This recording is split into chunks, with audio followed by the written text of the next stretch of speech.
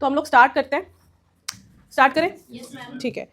सो कोई बता सकते हैं इंडियन आर्मी की हिस्ट्री, किसी को पता हो? जैसे आप लोग जब इंडियन आर्मी की हिस्ट्री के बारे में सुनते तो आपने कई बार आज़ाद हिंद फौज के बारे में सुना होगा कि आज़ाद हिंद फौज था और उसको सुभाष चंद्र बोस जी ने खड़ा किया था, ठीक है।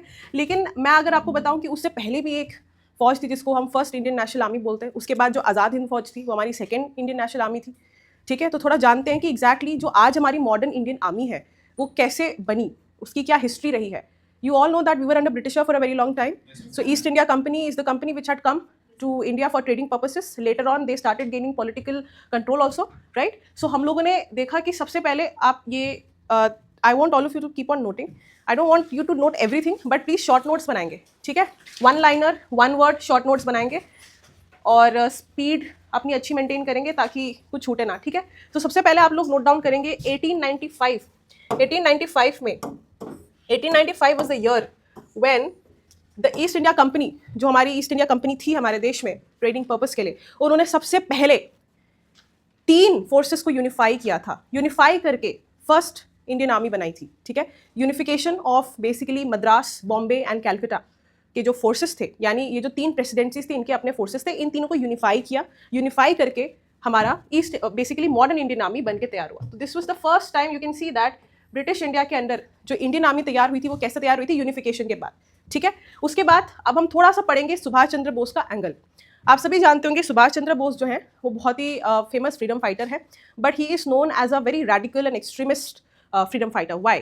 Because he believed that if you want to get independence from the Britisher, सब कुछ नोट नहीं करना है, सब कुछ नोट नहीं करना है। देखो फिर आप सुनोगे नहीं जो मैं कह रही हूँ, so you will miss out on the essence of the lecture. Do not write everything, I will share this PDF to you, you will get this, ठीक है। You just have to note down, जैसे 1895 आपने लिखा, dash डाल के आप लिखेंगे East India Company unification dash Indian army, first Indian army, ऐसे लिखेंगे, ठीक है। उसके बाद अब आप सुभाष चंद्र बोस के एंगल देखते हैं। So he was known as a very extremist leader, ठीक है। वो ऐसा मानते थे कि अगर हमको ब्रिटिशर्स से इंडिपेंडेंस चाहिए तो हमें मिलिटेंट अप्रोच अपनाना पड़ेगा, यानी हमको फोर्स के साथ, अग्रेशन के साथ एक मिलिट्री फोर्स बना के हम अपना इंडिपेंडेंस लेंगे।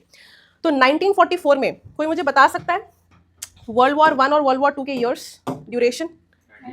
सो 1914 to 1918 was world war 1 and 1939 to 1945 world war 2, ठीक है। सो वर्ल्ड वॉर 2 का टाइम चल रहा था, ठीक है। वर्ल्ड वॉर 2 का टाइम चल रहा था और आप सभी को पता होगा वर्ल्ड वॉर 2 किन 2 पावर्स के बीच में हो रहा था? अलाइड एंड एक्सिस पावर के बीच में हो रहा था। कोई बता सकता है अलाइड में कौन कौन सी कंट्रीज थी एंड एक्सिस में कौन कौन से कंट्रीज थे? जल्दी बताओ। चलो ये बता दो कि कौन जीता था? अमेरिका तो जीता था, बट कौन सा, अलाइड या फिर axis? Was it allied? Was it allied power? allied power या एक्सिस पावर? अलाइड जीता था ना। तुम लोग को ये भी नहीं पता है? तुम लोग को फौज में जाना है, तुम वर्ल्ड वॉर का तुम्हें कुछ आता पता है नहीं, 2 ही विश्व युद्ध हुए हैं। Why you are so late? जल्दी आओ, जल्दी आओ, ठीक है। सो बेसिकली हुआ क्या, जो सेकेंड वर्ल्ड वॉर हुआ, सेकेंड वर्ल्ड वॉर के टाइम पे सुभाष चंद्र बोस जो थे उन्होंने सेकेंड वर्ल्ड वॉर के उस पूरे सिनेरियो का फ़ायदा उठाने की कोशिश किया। कैसे? क्योंकि उन्हें पता था कि जो यूके है वो भी वर्ल्ड वॉर में बिजी है, वर्ल्ड में ग्लोबल टर्मोइल चल ही रहा है।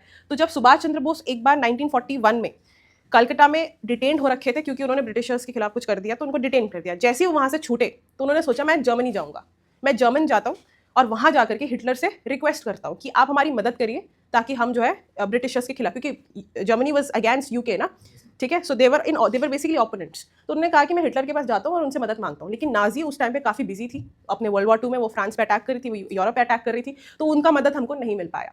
नाउ इसी टाइम पे जापान का एक बहुत इंपॉर्टेंट रोल यहाँ पे आता है। जापान जो है वो साउथ ईस्ट एशिया में एक बहुत ही इंपीरियल कंट्री, बहुत ही इंपीरियली पावरफुल कंट्री थी। वो अपने आप को एक्सपैंड कर रही थी। साउथ ईस्ट एशिया में जापान जो थी वो बहुत ही पावरफुल कंट्री थी और वो अपने आप को एक्सपैंड कर रही थी, और क्योंकि उसको रिसोर्सेज की जरूरत थी। Now when it was trying to control countries, you know, fight war battle against Singapore, Malaysia, जो साउथ ईस्ट एशियन कंट्रीज है उन पे वो कब्जा जमाना चाहती थी, तो उस टाइम पे यूएस की तरफ से या वेस्टर्न पावर्स की तरफ से जापान को कंट्रोल किया जाता था। जापान के ऊपर सैंक्शंस लगा दिए जाते थे, ऑयल एम्बार्गो लगा दिया जाता था, जिसकी वजह से जापान एक्सपैंड नहीं कर पा रहा था, ठीक है, कमेंट, जिसकी वजह से जापान जो है वो एक्सपैंड नहीं कर पा रहा था। बट जापान भी जो है अपना बेसिकली जर्मनी के साथ ही उनका पावर था, तो बेसिकली साथ में ही थे वो लोग। तो क्योंकि हमको जर्मनी से हेल्प नहीं मिल पाई और उस टाइम पे जापान चाहता था कि वो अपने आप को एक्सपैंड करे, तो हमने क्या करा, हमने जापान की मदद ली। कि जापान हमारी मदद करे, आप हमको फंड करें बेसिकली, ताकि हम जो है अपनी मिलिट्री खड़ी कर सकें और उनके साथ हम लोग जो है ब्रिटिशर्स के खिलाफ हम लोग बेसिकली बैटल करेंगे। तो ये हमारा आइडिया था। तो सुभाष चंद्र बोस जब जर्मनी गए, वहाँ से उनको हेल्प नहीं मिला। इसी दौरान पे एक बहुत ही इंपॉर्टेंट प्लेयर का यहाँ पे रोल आप देखेंगे, दैट रास बिहारी बोस। रास बिहारी बोस इज़ बेसिकली एक इंडियन वेटरन है, वो भी इंडियन फ्रीडम फाइटर ही थे, लेकिन वो इंडिया छोड़ के जापान में रह रहे थे, इंडिया छोड़ के जा चुके थे, एक्साइल कर दिया था उन्होंने। तो वहाँ जब वो जापान में रह रहे थे, उनको सब दिख रहा था कि सुभाष चंद्र बोस जी जो है जर्मन गए थे, उन्होंने हेल्प मांगी थी। रास बिहारी बोस ने सोचा कि मैं जापान में और आसपास साउथ ईस्ट एशियन कंट्रीज़ में जितने भी हमारे इंडियंस भाई बंधु हैं, मैं उनको एक काम करता हूँ, एकजुट करता हूँ, मैं उनको एक तरह से इन्फ्लुएंस करूंगा, मैं उनको जो है मनाऊंगा कि we need to get together so that we fight against the Britishers so that we get independent from them. So Ras Behari Bose ने, इस टाइम पे सुभाष चंद्र बोस का कोई एंगल नहीं है, सुभाष चंद्र बोस अभी जस्ट जर्मन गए एंड वहाँ से उनको हेल्प नहीं मिली, पर रास बिहारी बोस जो है साइमल्टेनियसली जापान में क्या कर रहे थे, ही वॉज ट्राइंग कि मैं जितने भी इंडियंस हमारे बाहर रह रहे उनको मैं एकजुट करूँ और अपना एक ऑर्गेनाइजेशन बनाऊँ, कोई लीग बनाऊँ या फिर कोई मिलिट्री खड़ी कर दूँ ताकि हम ब्रिटिशर्स के खिलाफ लड़ सकें। नाउ इसी टाइम क्योंकि वो जापान में थे और जापान अपने आप को एक्सपैंड कर रहा था, तो जापान कई सारे बैटल्स लड़ रहा था, जैसे सिंगापुर का बैटल लड़ रहा था, वो मलेशिया का बैटल लड़ रहा था, जो कि वो जीत रहा था। और ये जो बैटल वो लड़ रहा था, इसके अगेंस्ट में कौन थे, यूके, जो बेसिकली वर्ल्ड वॉर 2 के उनके ओपोनेंट्स हैं, तो यूके के साथ वो बैटल लड़ रहे थे। तो जैसे सिंगापुर और मलेशिया के बैटल में जब Japan was fighting against the britisher, so Britishers की तरफ से जो लड़ रहे थे वो कौन सोल्जर्स थे, they were Indian soldiers only, क्योंकि we were under them. So Japan जीत गया, जापान वो कॉन्फ्लिक्ट जीत गया, और जब जापान कॉन्फ्लिक्ट जीत गया तो वो जो सोल्जर्स थे वो बेसिकली प्रिजनर ऑफ वॉर बन के जापान के अंडर आ गए। कुछ 45,000 soldiers were prisoners of war, ठीक है, अंडर जापान। सो बेसिकली उस टाइम पे रास बिहारी बोस ने क्या करा, इन 45,000 प्रिजनर्स ऑफ वॉर एंड जो अदर इंडियंस जो साउथ ईस्ट एशिया में रह रहे थे, उनको उन्होंने रिक्वेस्ट करा कि why not we come together, आप अभी तक ब्रिटिशर्स के लिए लड़ रहे थे, but why don't you use your potential and capabilities कि हम बेसिकली हम अपने देश को आज़ाद करें। तो ऐसे उन्होंने उनको इन्फ्लुएंस करके इंडियन इंडिपेंडेंस लीग बनाया। ये कोई आर्मी नहीं है, ये बस एक ऑर्गेनाइजेशन मान लो, कोई एक ग्रुप मान लो, इंडियन इंडिपेंडेंस लीग रास बिहारी बोस ने बनाया, ठीक है। अब इस इंडियन इंडिपेंडेंस लीग में वो पीओडब्ल्यूओज भी थे, प्रिजनर्स ऑफ वॉर, जो सोल्जर्स थे। अब इन्हीं में से एक हमारे सोल्जर थे कैप्टन मोहन सिंह। कैप्टन मोहन सिंह को बोल दिया कि ठीक है, अब इस इंडियन इंडिपेंडेंस लीग का हम एक आर्म विंग बनाएंगे, एक मिलिट्री विंग बनाएंगे, ठीक है, जो कि बेसिकली बैटल लड़ेगा अगर हम ब्रिटिशर्स के खिलाफ लड़ने इंडिया जाते हैं। तो ये जो इंडियन इंडिपेंडेंस लीग का जो बैटल वाला विंग था, उसके लीडर थे कैप्टन मोहन सिंह। तो ये जो विंग है, ये बेसिकली बना हमारा सबसे पहला Indian national army, basically Azad Hind फौज से पहले प्रेडिसेसर। Do you understand? तो कहने का मतलब है कि रास बिहारी बोस के अंदर हम लोगों ने सबसे पहले फर्स्ट इंडियन नेशनल आर्मी बनाई, जिसको कैप्टन मोहन सिंह लीड कर रहे थे। इसके अंदर सारे सोल्जर्स थे, ठीक है। नाउ अनफॉर्चुनेटली ये जो इंडियन इंडिपेंडेंस लीग था और ये जो फर्स्ट इंडियन नेशनल आर्मी थी, ये डिसॉल्व हो गई। ये क्यों डिसॉल्व हुई? क्योंकि जो कैप्टन मोहन सिंह थे, इनका और रास बिहारी बोस के साथ कुछ डिसएग्रीमेंट हो रहा था, and at the same time because we were at that time taking help from Japan, so Japan was expecting कि ये जो INA है ये उनके लिए भी लड़ेगी। जापान ये कह रहा था कि आप हमारे लिए भी लड़ो, हम आपको असिस्टेंस दे ही रहे हैं, आपको अपने देश की आज़ादी चाहिए, लेकिन आप हमारे लिए भी हेल्प करिए, क्योंकि हम यू आर अंडर अस ना। सो जैसे Japan was going to some other country for battle, so it wanted the INA to also assist them. और ये कैप्टन मोहन सिंह अग्री नहीं कर रहे थे इससे कि this is not our main goal, right. So basically काफ़ी सारे क्लैशेस थे, डिसएग्रीमेंट्स थे, जिसकी वजह से कैप्टन मोहन सिंह ने रिजाइन कर दिया, जिसकी वजह से हमारा फर्स्ट INA जो है वो डिसबैंड हो गया। इसी टाइम पे रास बिहारी बोस जो है सुभाष चंद्र बोस से हेल्प मांगते हैं। वो उनसे हेल्प क्या मांगते हैं? वो उनको कहते हैं कि आप यहाँ आइए, ठीक है, आप यहाँ आइए और आप फौज खड़ी करिए, क्योंकि अब कैप्टन मोहन सिंह के रिजाइन करने के बाद बाकी के जितने ट्रूप्स थे उन्होंने भी मना कर दिया है कि क्योंकि वो कैप्टन मोहन सिंह के लीडरशिप के अंडर आए थे, वो उनके ट्रस्ट पे आए थे कि अच्छा हमें अब एक इंडियन जो हमको लीड कर रहा है। पर अब now after he has resign they have also lost the faith, तो please you come and you build the basically the फौज। सो सुभाष चंद्र बोस जो है 1942 में 1943 में बेसिकली वो आते हैं और वो इसको रिवाइव करते हैं, ठीक है, वो इसको रिवाइव करते हैं, और जो दूसरा इंडियन नेशनल आर्मी बनता है उसको हम आज़ाद हिंद फौज के नाम से भी जानते हैं। सो इस टाइम पे सुभाष चंद्र बोस जब जापान आए, उन्होंने बहुत सारे स्पीच वगैरह देना शुरू कर दिया, पब्लिक अपीयरेंस देना शुरू कर दिया। तो he was a very charismatic leader, so people were literally blindly following him because he was such a great leader, ठीक है। सो ये जो हमारी आज़ाद हिंद फौज बनी, वो अपने पीक टाइम पे इसमें 60,000 सोल्जर्स तक थे। इन्होंने अपनी 3 बेसिकली ब्रिगेड्स बनाए, ठीक है। ये जो 60,000 ट्रूप्स थे, इनका फील्ड फॉर्मेशन अगर हम देखेंगे 3 इनकी ब्रिगेड्स थी। इसमें रानी लक्ष्मीबाई जैसे रेजिमेंट थे, जिसमें हमारी जो लक्ष्मीबाई थी वो कैप्टन थी, वो इस रेजिमेंट की लीडर थी। तो इस तरह से उन्होंने अपने ट्रूप्स को खड़े किए, ठीक है। Now after this Azad Hind फौज वॉज बेसिकली एस्टैब्लिश्ड, तो इसी टाइम पे जो हमारे इंडियन नेशनल फ्लैग है, बेसिकली जो ट्राई कलर आज हम देखते हैं, जो 3 कलर हम देखते हैं, उसी सेम 3 कलर के फ्लैग्स को जो है सुभाष चंद्र बोस जी यूज़ करने लग गए कि as you know it is our flag. And ये जो जय हिंद जो आजकल हम बोलते हैं, ये जो जय हिंद ग्रीटिंग हम करते हैं, ये भी सुभाष चंद्र बोस जी के द्वारा ही दिया गया है। उस टाइम पे ये नारे लगाते थे कि जय हिंद, हम लोग जो है इंडिपेंडेंस लेकर ही रहेंगे। तो इन्होंने शुरुआत कैसे करी? आफ्टर दिस आज़ाद हिंद फौज was established, they started from Andaman and Nicobar, and they were able to capture the entire Andaman and Nicobar, and then they swiftly move upwards, and then they went to north east. उनका plan ये था कि हम north east में मणिपुर की तरफ से enter करेंगे, एंड उसके बाद हम वहाँ से जीतते जीतते दिल्ली तक चलेंगे। तो दिल्ली चलो जैसे जो उनके स्लोगन्स थे वो भी इसी टाइम दिए गए थे। So point was that they were able to basically control Andaman and Nicobar, but then the moment they came to north east, they came to Manipur, Manipur's capital is Imphal. वहाँ तक भी they were able to come inside. But this was the same time when the Second World War was about to end, when USA had bombarded Japan. And why USA had done that? So basically US जो था वो अभी तक World War II का part नहीं था। वो indirectly support कर रहा था, वो इनडायरेक्टली अपने एलाइज को सपोर्ट कर रहा था, पर वो फुल फ्रंट जो है full fledge second world war में नहीं था। वो कब आया? जब जापान ने यूएस के एक नेवल फ्लीट के ऊपर बेसिकली बॉम्ब गिरा दिया, जिसको हम बोलते हैं Pearl Harbor incident.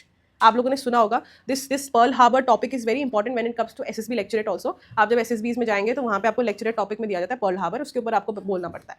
So this Pearl harbour incident is when Japan had drop this bomb on the US naval base Pearl Harbor. जब उनका वो पर्ल हार्बर डिस्ट्रॉय हुआ, उसके तुरंत अगले दिन यूएस के प्रेसिडेंट ने अनाउंस किया कि हम अब full fledge second world war में उतर रहे हैं, क्योंकि अब उनका इतना बड़ा इंफ्रास्ट्रक्चर डैमेज हो गया था। So now US entered the Second World War after the Pearl Harbor incident.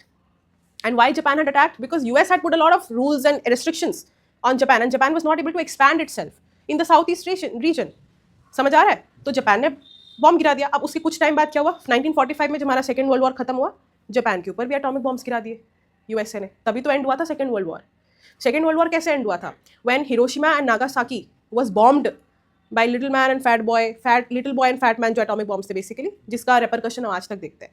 तो उस बॉम्ब को गिराने के तुरंत बाद ही सेकेंड वर्ल्ड वॉर हमारा खत्म हो गया था। यूएस से जब पूछे तो यूएस क्या कहता है कि हमने इसलिए करा था because we wanted this war to end very soon. This is what they say. But actually में कई बार अगर आप कोल्ड वॉर का चैप्टर पढ़ेंगे उसमें बोला जाता है एक्चुअली यूएस अपना पावर प्रोजेक्शन दिखाना चाहता था यूएसएसआर को, ठीक है, या वो वर्ल्ड को दिखाना चाहता था हाउ पावरफुल इट इज़। ये मुझसे कुछ पंगे मत लेना।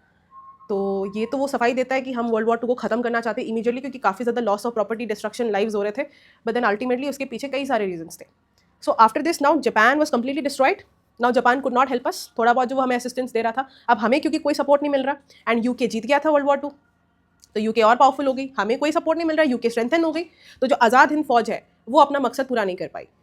सुभाष चंद्र बोस फ्लीट या he went to exile, and they say that it's still a mystery. They say that Subhash Chandra Bose ji जो हैं वो ताइवान जा रहे थे किसी एयरप्लेन पे, और एयरप्लेन क्रैश हो गया, एंड कहते हैं कि वो उसी एयरप्लेन क्रैश में उनकी डेथ हो गई है। But it's still a mystery, there are no evidences, ठीक है। सो बेसिकली आफ्टर दैट अब ये जो आज़ाद हिंद फौज के हमारे सोल्जर्स थे जो मणिपुर तक आ गए थे, इम्फाल तक आ गए थे, अब इन सब का काफ़ी भारी भरकम ट्रायल किया गया, ठीक है। रेड फोर्ट में इनका ट्रायल होता था, बेसिकली कोर्ट मार्शल होता था, क्योंकि इससे पहले ये लोग ब्रिटिशर्स के लिए लड़ रहे थे। Now they were fighting for some other cause, तो इनके ऊपर ट्रीजन का, ठीक है, सेडिशन के चार्जेस, कोर्ट मार्शल होते थे, और रेड फोर्ट में होता था, और हाईली पब्लिसाइज्ड ट्रायल्स होते थे। लोग लिटरली जाते थे देखने के लिए कि आज इस ऑफिसर का ट्रायल हो रहा है। But then see it was 1945, 46 से तो हमारा संविधान बनना शुरू हो गया था, यानी it was clear that we are getting independent. फिर 1947 में तो इंडिपेंडेंस एक्ट ही आ गया, हम आज़ाद हो गए, ठीक है। उसके बाद क्या हुआ? Formal basically transfer of power हुआ, ब्रिटिशर्स पावर ट्रांसफर करके गए, ठीक है। फिर उसके बाद जो है हमने अपनी इंडियन आर्मी खड़ी करी। समझ आया? बेसिकली जो इंडियन आर्मी वो छोड़ के गए थे उसको डिवाइड किया गया था between the dominion of Pakistan and dominion of India. Pakistan की तरफ भी तो हमने इंडियन आर्मी अपनी भेजी है, काफ़ी सारे रिसोर्सेज भी गए, एंड कुछ हमारे पास, in fact we got the largest share obviously, ठीक है। So that was how this was the basically history of Indian army. Do you understand? Now let's move on.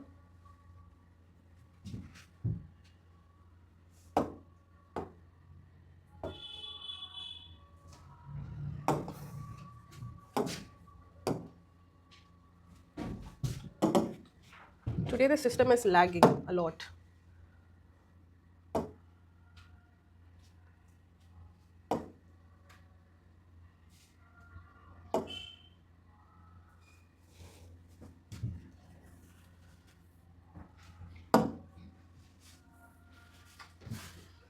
ठीक है, यहाँ से हम स्टार्ट करेंगे।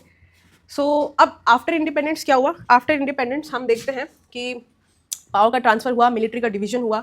अब जो हमारी इंडिया के पास बची थी उस पे धीरे धीरे हम देखते हैं कि इंडियन ऑफिसर्स को कमांड सौंपी गई, ठीक है। सो आप लोग अब थोड़ा अगर हम फैक्ट्स को देखें तो हमारे सबसे पहले कमांडर इन चीफ कौन थे? सबसे पहले जो हमारे कमांडर इन चीफ थे, basically Indian commander in chief, जिन्होंने इंडियन आर्मी को बेसिकली लीड करा, ठीक है, वो थे हमारे के.एम. करियप्पा। इससे पहले 1949 तक एक ब्रिटिश ऑफिसर थे जो इंडियन आर्मी को चला रहे थे, कमांड कर रहे थे। लेकिन एक ब्रिटिश ऑफिसर के बाद अगर कोई पहला ऐसा इंडियन ऑफिसर था जिसको पूरी कमांड सौंपी गई थी तो हमारे के.एम. करियप्पा जी थे। और जिस दिन कमांड सौंपी गई थी वो था 15 जनवरी 1949 and that is exactly why we celebrate army day on 15 January. Do you understand?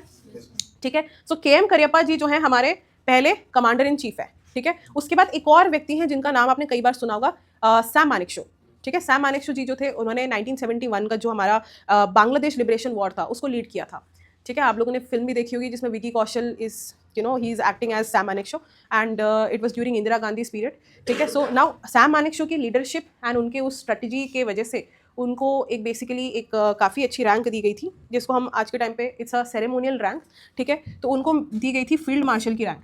Indian army में अगर आप रैंक स्ट्रक्चर को देखेंगे तो सबसे टॉप पे आता है फील्ड मार्शल, जो कि एक सेरेमोनियल रैंक है, वो बहुत कम मिलता है, ठीक है। तो अभी हमारे इंडियन आर्मी में सिर्फ 2 ही ऐसे ऑफिसर्स हैं जिनको फील्ड मार्शल का रैंक मिला हुआ है। सबसे पहले व्यक्ति थे सैम मानेकशॉ। मैंने आपको बता दिया इनको क्यों दिया था, ठीक है। सैम मानेकशॉ को कब दिया गया था? 1973 में। 71 का वॉर था, उसके कुछ 2 साल बाद इनको ये रैंक दी जाती है। नाउ इनको जब दी, इसके कुछ समय बाद, कुछ सालों बाद हमारे जो पहले कमांडर इन चीफ थे K M. Cariappa, he also gets the field marshal rank. So do you understand that first commander in chief is the K M. Cariappa because he took control on 15 January. Then the first field marshal of our country for the Indian Army is Sam Manekshaw, and then the second field marshal is K.M. Kariappa. So इनको भी बाद में ये rank दी गई थी। समझ आ गया? कंफ्यूज नहीं होना। नाउ अभी हमारे supreme commander of the arm forces कौन है? Right now it is the president, ठीक है। Supreme commander of the arm force पूछा है मैंने, ठीक है। Supreme commander of the arm force यानी जितने भी हमारी आर्म फोर्सेस है। नाउ आर्म फोर्सेस में क्या क्या आता है? क्या क्या आता है आर्म फोर्सेस में? जल्दी बताओ। हम जब आर्म फोर्सेस की बात करते हैं, एक और आता है इसमें। किसकी बात करते हैं? इतने डाउटफुल क्यों हो भाई तुम लोग? मतलब literally I mean I am shocked, you guys are so doubtful, ठीक है। And one more, coast guard, sister department इसको भी बोल देते हैं, ठीक है, coast guard. Now arm forces में यही हमारे 3-4 आते हैं, ठीक है, when we talk of arm forces. इसके अलावा अदर्स आर अदर थिंग्स, जैसे when we talk of paramilitary force, इनको हम लोग CAPF भी बोलते हैं, सेंट्रल आर्म पुलिस फोर्स। तो इसमें हमारे 7 आते हैं, ठीक है। 7 डिपार्टमेंट्स हैं, 7 बेसिकली एजेंसीज हैं। आप देख सकते हैं that is CRPF, CISF, BSF, SSB, ITBP, Assam rifle and what else? NSG। ये आपके CAPF है, सेंट्रल आर्म पुलिस फोर्सेस। जो हमारे आर्म फोर्सेस है इनको बेसिकली ये कौन सी मिनिस्ट्री के अंदर आते हैं? डिफेंस मिनिस्ट्री के अंदर आते हैं, ठीक है। बट अगर हम लोग CAPF की बात करें, हमारे होम मिनिस्ट्री के अंदर आते हैं। जो हमारे आर्म फोर्सेस हैं इनका एक ही काम है, that is to defend the country from the external aggression. जब भी हमारे देश को किसी बाहर के कंट्री के द्वारा अटैक किया जाएगा या हम अगर वॉर डिक्लेयर करते हैं, when there is an external aggression, the job of the arm forces is to defend the nation, ठीक है, at that time. Now the CAPF, the paramilitary force, is for the internal problems, ठीक है। Our country not only faces external problems, in fact we have more, not only external problems but we have more internal problems.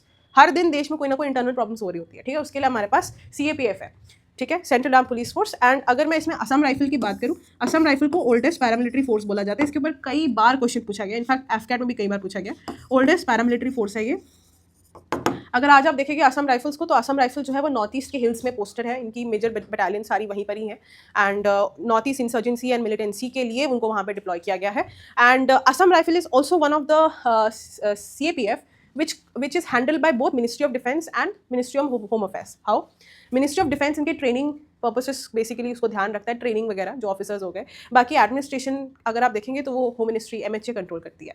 जो Assam rifle है उसमें आप देखेंगे majority officers Indian army के ही होते हैं, जो इंडियन आर्मी से डेप्यूटेशन में असम राइफल में आते हैं। समझ आ रहा है? सो आपको दोनों समझ आ गया, ठीक है। So now supreme commander of the arm forces जब हम कहते हैं तो वो हमारे राष्ट्रपति है, ठीक है। जब आप लोग कमीशन होंगे, कमीशन का जो आपको सर्टिफिकेट मिलेगा तो उसमें प्रेसिडेंट ऑफ इंडिया लिखा होता है, प्रेसिडेंट के द्वारा ही आपको दिया जाता है, right. So he is the supreme commander of the arm forces. Now talking about the army का स्ट्रक्चर। अगर मैं आपको आर्मी का स्ट्रक्चर की बात करूँ, स्ट्रक्चर इन द सेंस की फील्ड फॉर्मेशन क्या है, बेसिकली ग्राउंड में आर्मी किस तरह से चलती है हमारी, ठीक है। तो देखो सबसे नीचे तो आता है आपका सेक्शन, हम सबसे छोटे से स्टार्ट करेंगे, ठीक है, सबसे छोटे से स्टार्ट करेंगे। यानी एक सेक्शन एग्जाम में कई बार पूछा गया है, what is the smallest military outfit या what is the smallest military unit. Even air force में भी सबसे छोटा सेक्शन ही होता है, इसमें कुछ 10-12 सोल्जर्स होते हैं। सबसे छोटा जो होता है आपका सेक्शन होता है, इसमें सिर्फ 10-12 सोल्जर होता है। हवलदार या फिर सार्जेंट रैंक के जो एनसीओ होते हैं वो इसको कमांड करते हैं, समझ आया। उसी के जस्ट ऊपर आता है आपका प्लेटून, आपने कई बार सुना होगा प्लेटून कमांडर, मूवीज में सुना होगा, ठीक है। सो ये सेक्शन सबसे छोटा होता है, इसमें 12 कुछ सोल्जर्स होते हैं, उसी के ऊपर प्लेटून होता है, फिर कंपनी होती है, कंपनी के ऊपर बटालियन होता है। तो एक बटालियन के अंदर ना बहुत सारी कंपनीज होती है, जैसे कि अल्फा कंपनी हो सकता है, ठीक है, alpha company, Bravo company, Charlie company, समझ आ रहा है। एक बटालियन के अंदर कंपनी, कंपनी के अंदर प्लेटून, प्लेटून के अंदर सेक्शंस। नाउ ये जो बटालियन है, इनके जो बेसिकली सीनियर ऑफिसर होते हैं वो एक कमांडिंग ऑफिसर होता है, सीओ होता है, ठीक है, वो बटालियन को हेड करते हैं। बटालियन के जस्ट ऊपर आता है आपका ब्रिगेड, ब्रिगेड के ऊपर आते हैं आपके डिवीजन, डिवीजन के ऊपर आते हैं corps, then command, then army headquarter. इसको हम फिर से लिखते हैं, अब मैं इसको ऊपर से लिखती हूँ।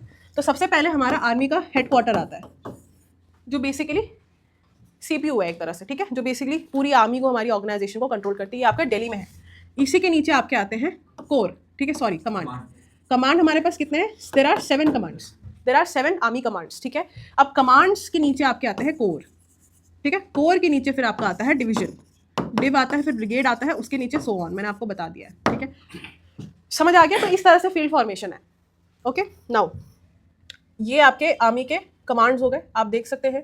Northern command is in Udhampur, ठीक है। Then you have northern command in Udhampur, you have training command in Shimla, western command Chandi Mandir, south western Jaipur, central command Lucknow, eastern command Kolkata, southern command Pune. तो ऐसे करके 7 कमांड्स, ठीक है, वेरी बेसिक, सबको पता होता है ये चीज़। Next, this is your Indian army's flag, ठीक है। You have national emblem here and then you have 2 swords, ठीक है, 2 स्वॉर्ड्स ऐसे आपस में एंटैंगल्ड आप देख सकते हैं। एंड जो हमारा मोटो है that is service before self, सेवा परमो धर्मा, एंड ये हमने भागवत गीता से लिया है, ठीक है, बेसिक, वेरी बेसिक। ये आपका रैंक स्ट्रक्चर है आर्मी का। सो रैंक स्ट्रक्चर कैसा है, लेफ्टिनेंट होता है, कैप्टन होता है, मेजर होता है, फिर lieutenant colonel, colonel, brigadier, major general, lieutenant general, general and field marshal. इसको याद कर लेना, ठीक है, इसको रट्टा मारना है बिल्कुल। आप देख सकते हैं, किसी को कोई डाउट है इसमें, बेसिक, सेवा परमो धर्मा, सर्विस बिफोर सेल्फ, ठीक है। Next is Indian army day. I think आपको याद हो गया होगा, 15 जनवरी क्यों मनाते हैं हम 15 जनवरी को इंडियन आर्मी डे। हाँ, के एम करियप्पा जी को जो है कमांड सौंपी गई थी, ठीक है। उसके बाद आप देखेंगे कि हमारी जो इंडियन आर्मी है वो किस तरह से फंक्शन करती है। इंडियन आर्मी हमारी फंक्शन कैसे करती है, फंक्शन इन द सेंस कि किस तरह से कैटेगराइज्ड है, या किसका बेसिकली, जैसे अगर वॉर आती है कौन जाएगा, कौन सपोर्ट करेगा, कौन से सर्विसेज उनको मिलने चाहिए। तो इस तरह से अगर आप देखेंगे तो हमारी इंडियन आर्मी ना 2 भाग में बटी हुई है। इंडियन आर्मी के आर्म्स वाली यूनिट विंग्स हो गए, देन सर्विसेज वाले विंग्स हो गए। तो आर्म्स में आपके आते हैं फाइटिंग आर्म्स, सपोर्ट आर्म्स। अब फाइटिंग में ये एग्जाम में पूछ लिया जाता है कई बार, ठीक है, 4 ऑप्शन दे देंगे, कहेंगे इसमें से कौन कौन सा fighting arm of the Indian army है, या फिर पूछेंगे support arms of the Indian army. तो देखो, फाइट आर्म्स का मतलब ये है और फाइटिंग आर्म्स का मतलब ये है कि जब भी कोई मान लो युद्ध का सीन है, वॉर है, कोई कॉन्फ्लिक्ट है, तो यार इन्फेंट्री वालों को भेजा जाता है। इन्फेंट्री यार फुट सोल्जर्स, जो लिटरली जाएंगे खुद, ठीक है, and face to face battle करेंगे, उनको हम क्या बोलते हैं, इन्फेंट्री। ये हमारी इंडियन आर्मी के आर्म्स, फाइटिंग आर्म्स में आते हैं, इन्फेंट्री, फुट सोल्जर्स, ठीक है। उसके बाद आपके आते हैं मैकेनाइज्ड इन्फेंट्री। तो ये है इन्फेंट्री ही, पर हम जो हमारे सोल्जर्स हैं, जो इन्फेंट्री सोल्जर्स हैं, उनको हम मैकेनाइज्ड कर रहे हैं, उनको हम रॉकेट लॉन्चर्स दे रहे हैं, हाउविट्जर्स दे रहे हैं, या फिर वो मशीन गन्स लेकर जा रहे हैं, या फिर उनको हमने कोई व्हीकल दे दिया, कोई बेसिकली कोई ट्रक दे दिया, या किसी प्रकार का ऐसा व्हीकल जिसमें कई सारे हमारे एम्यूनिशंस हैं या गन्स हैं, समझ आ रहा है। तो मैकेनाइज्ड कर दिया हमने अपनी इन्फेंट्री को, ये भी हमारी फाइटिंग ही आर्म है। तीसरा और आखिरी फाइटिंग आर्म हमारा होता है आर्मर्ड, बेसिकली टैंक्स। जितनी भी हमारी टैंक्स हैं, ठीक है, मेन बैटल टैंक्स आपने पढ़ा होगा, T-90 भीष्मा, ये सारे जो टैंक्स हमारे आपके आर्मर्ड के अंदर आते हैं। तो ये 3 हमारे क्या हैं, फाइटिंग आर्म्स हैं इंडियन आर्मी के। नाउ अब इन तीनों के द्वारा तो ऐसा नहीं है कि युद्ध जीता जा सकता है, हमें और भी बहुत सारी चीज़ों की जरूरत है। तो इनको सपोर्ट करने के लिए भी we have a lot of arms, ठीक है, हमें सपोर्ट करने के लिए भी बहुत सारे आर्म्स हैं, जैसे कि आर्टिलरी। आर्टिलरी क्या करता है, आर्टिलरी वाले क्या करते हैं, वो पीछे रहते हैं। हाँ, पीछे सपोर्ट, वही पूछ रही हूँ, क्या सपोर्ट देते हैं। हाँ, पीछे से बेसिकली मान लो मिसाइल्स लॉन्च करना हो, ड्रोन्स भेजना हो, ठीक है, तोप चलाना हो, those are basically done by the artillery, right. So this is support arm. Then we have army aviation corps, ठीक है, we have army air defence, we have engineers, we have signals, Communication is very important, bro. वहाँ पे people will go and then the soldiers will, you know, they will ask for the coordinates, they will ask कहाँ जाना है, क्या करना है, या फिर whatever information the soldiers have to inform to their seniors also. We need signals, we need navigation, right? So these are all your support arms. So now this topic is very important when it comes to SSB. When you go to SSB, you know, interview में भी कई बार ऐसे पूछा जाता है, आप interview officer बोलते हैं कि what are the arms and services in the Indian Army.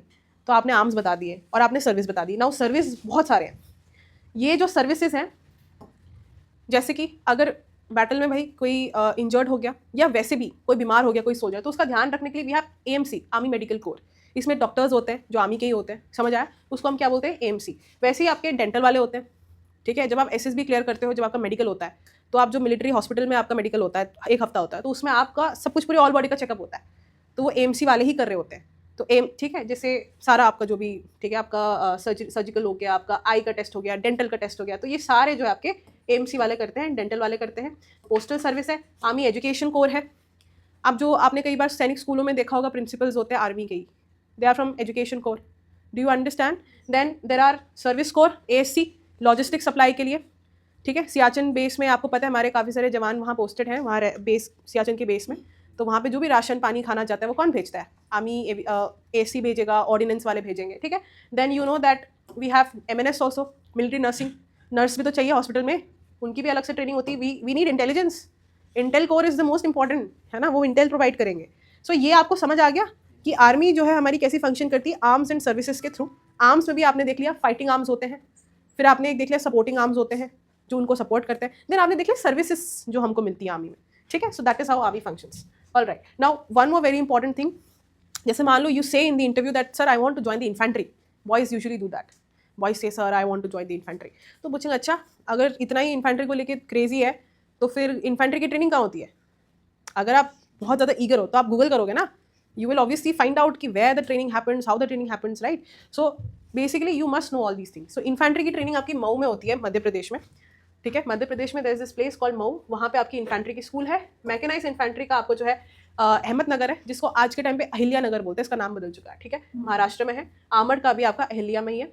Artillery का आपका नासिक में है. एविएशन का भी आपका नासिक में है. तो ये कुछ मेन आपके आप एक बार कोर ऑफ आर्मी एयर और आर्मी एविएशन कोर के बीच में डिफरेंस बता सकते हैं? Army aviation core and army air defence. नहीं, कोर ऑफ आर्मी एयर. हाँ वही. नहीं, it is core of army air defence, ठीक है. सो दोनों में डिफरेंस ये कि एक जो है basically literally there are pilots, there are helicopter pilots, ठीक है, जो कि बेसिकली फ्लाई करते हैं. And then there are people who are basically taking care of the air defence. आपको पता है कितने सारे एयर डिफेंस आजकल हमारे पास टेक्नोलॉजी आ गई है, ड्रोन सिस्टम आ गया है. आपने देखा होगा when operation Sindoor happened. So we actually majority of this operation Sindoor we won because of the air defence systems, जिसमें हम लोग जो है मिसाइल्स लॉन्च करते हैं, इंटरसेप्ट करते हैं बैलिस्टिक मिसाइल्स वगैरह को. तो इसी को बेसिकली हम आर्मी एविएशन कोर एंड. लेकिन अगर आप गूगल करेंगे ना तो आपको बहुत ही माइन्यूट सा डिफरेंस दिखेगा. But once you go into the service then only you will be able to understand what exactly are the bifurcation between the two, ठीक है. सो जैसे आप देखोगे अगर आर्मी एविएशन कोर वाले जो है, हमें पायलट्स की ज़रूरत है, पर उन पायलट्स को नेविगेट करने के लिए हमें एयर ट्रैफिक कंट्रोलर्स की भी तो ज़रूरत है, तो वो भी तो होंगे एविएशन कोर में. Are you getting my point? So different branches are there, but you will get more specification once you get into it. So study hard. Next is, I think आप सभी जानते हैं हमारे चीफ ऑफ आर्मी स्टाफ कौन है? General Upendra Dwivedi, ठीक है. Please remember the medals also, because exam में अभी एफकैट में क्वेश्चन आया था, I think last year question आया था कि who is the current air chief marshal of Indian air force. तो 4 ऑप्शन थे, Amarpreet, Amanpreet and air chief marshal Amanpreet, and then medals भी दिए हुए थे. सो आपको सिर्फ नाम नहीं याद करना. In fact anyways also you guys are defence aspirant, whenever you are asked कि who is the chief of Indian army, तो आपको उस टाइम पे सिर्फ नाम नहीं लेना. That is very informal and disrespectful. You can't say general Upendra Dwivedi, you have to say general Upendra Dwivedi with his medals, that is PVSM and AVSM. These are medals जो कि डिस्टिंग्विश सर्विस के द्वारा मिलता है, विच इज़ परम विशिष्ट सेवा मेडल, अति विशिष्ट सेवा मेडल. आप अच्छा करते हैं, आपकी जहाँ पोस्टिंग होती है आप अच्छा करते हैं तो आपको मेडल्स दी जाती है.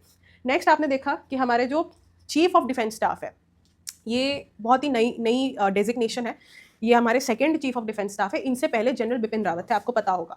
जनरल बिपिन रावत कौन से रेजिमेंट को बिलोंग करते हैं, ये क्वेश्चन एफकैट में पूछा गया था पिछले ही एग्जाम में, ठीक है.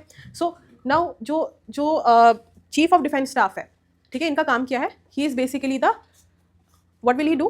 Tell me, why do we have this position, chief of defence staff?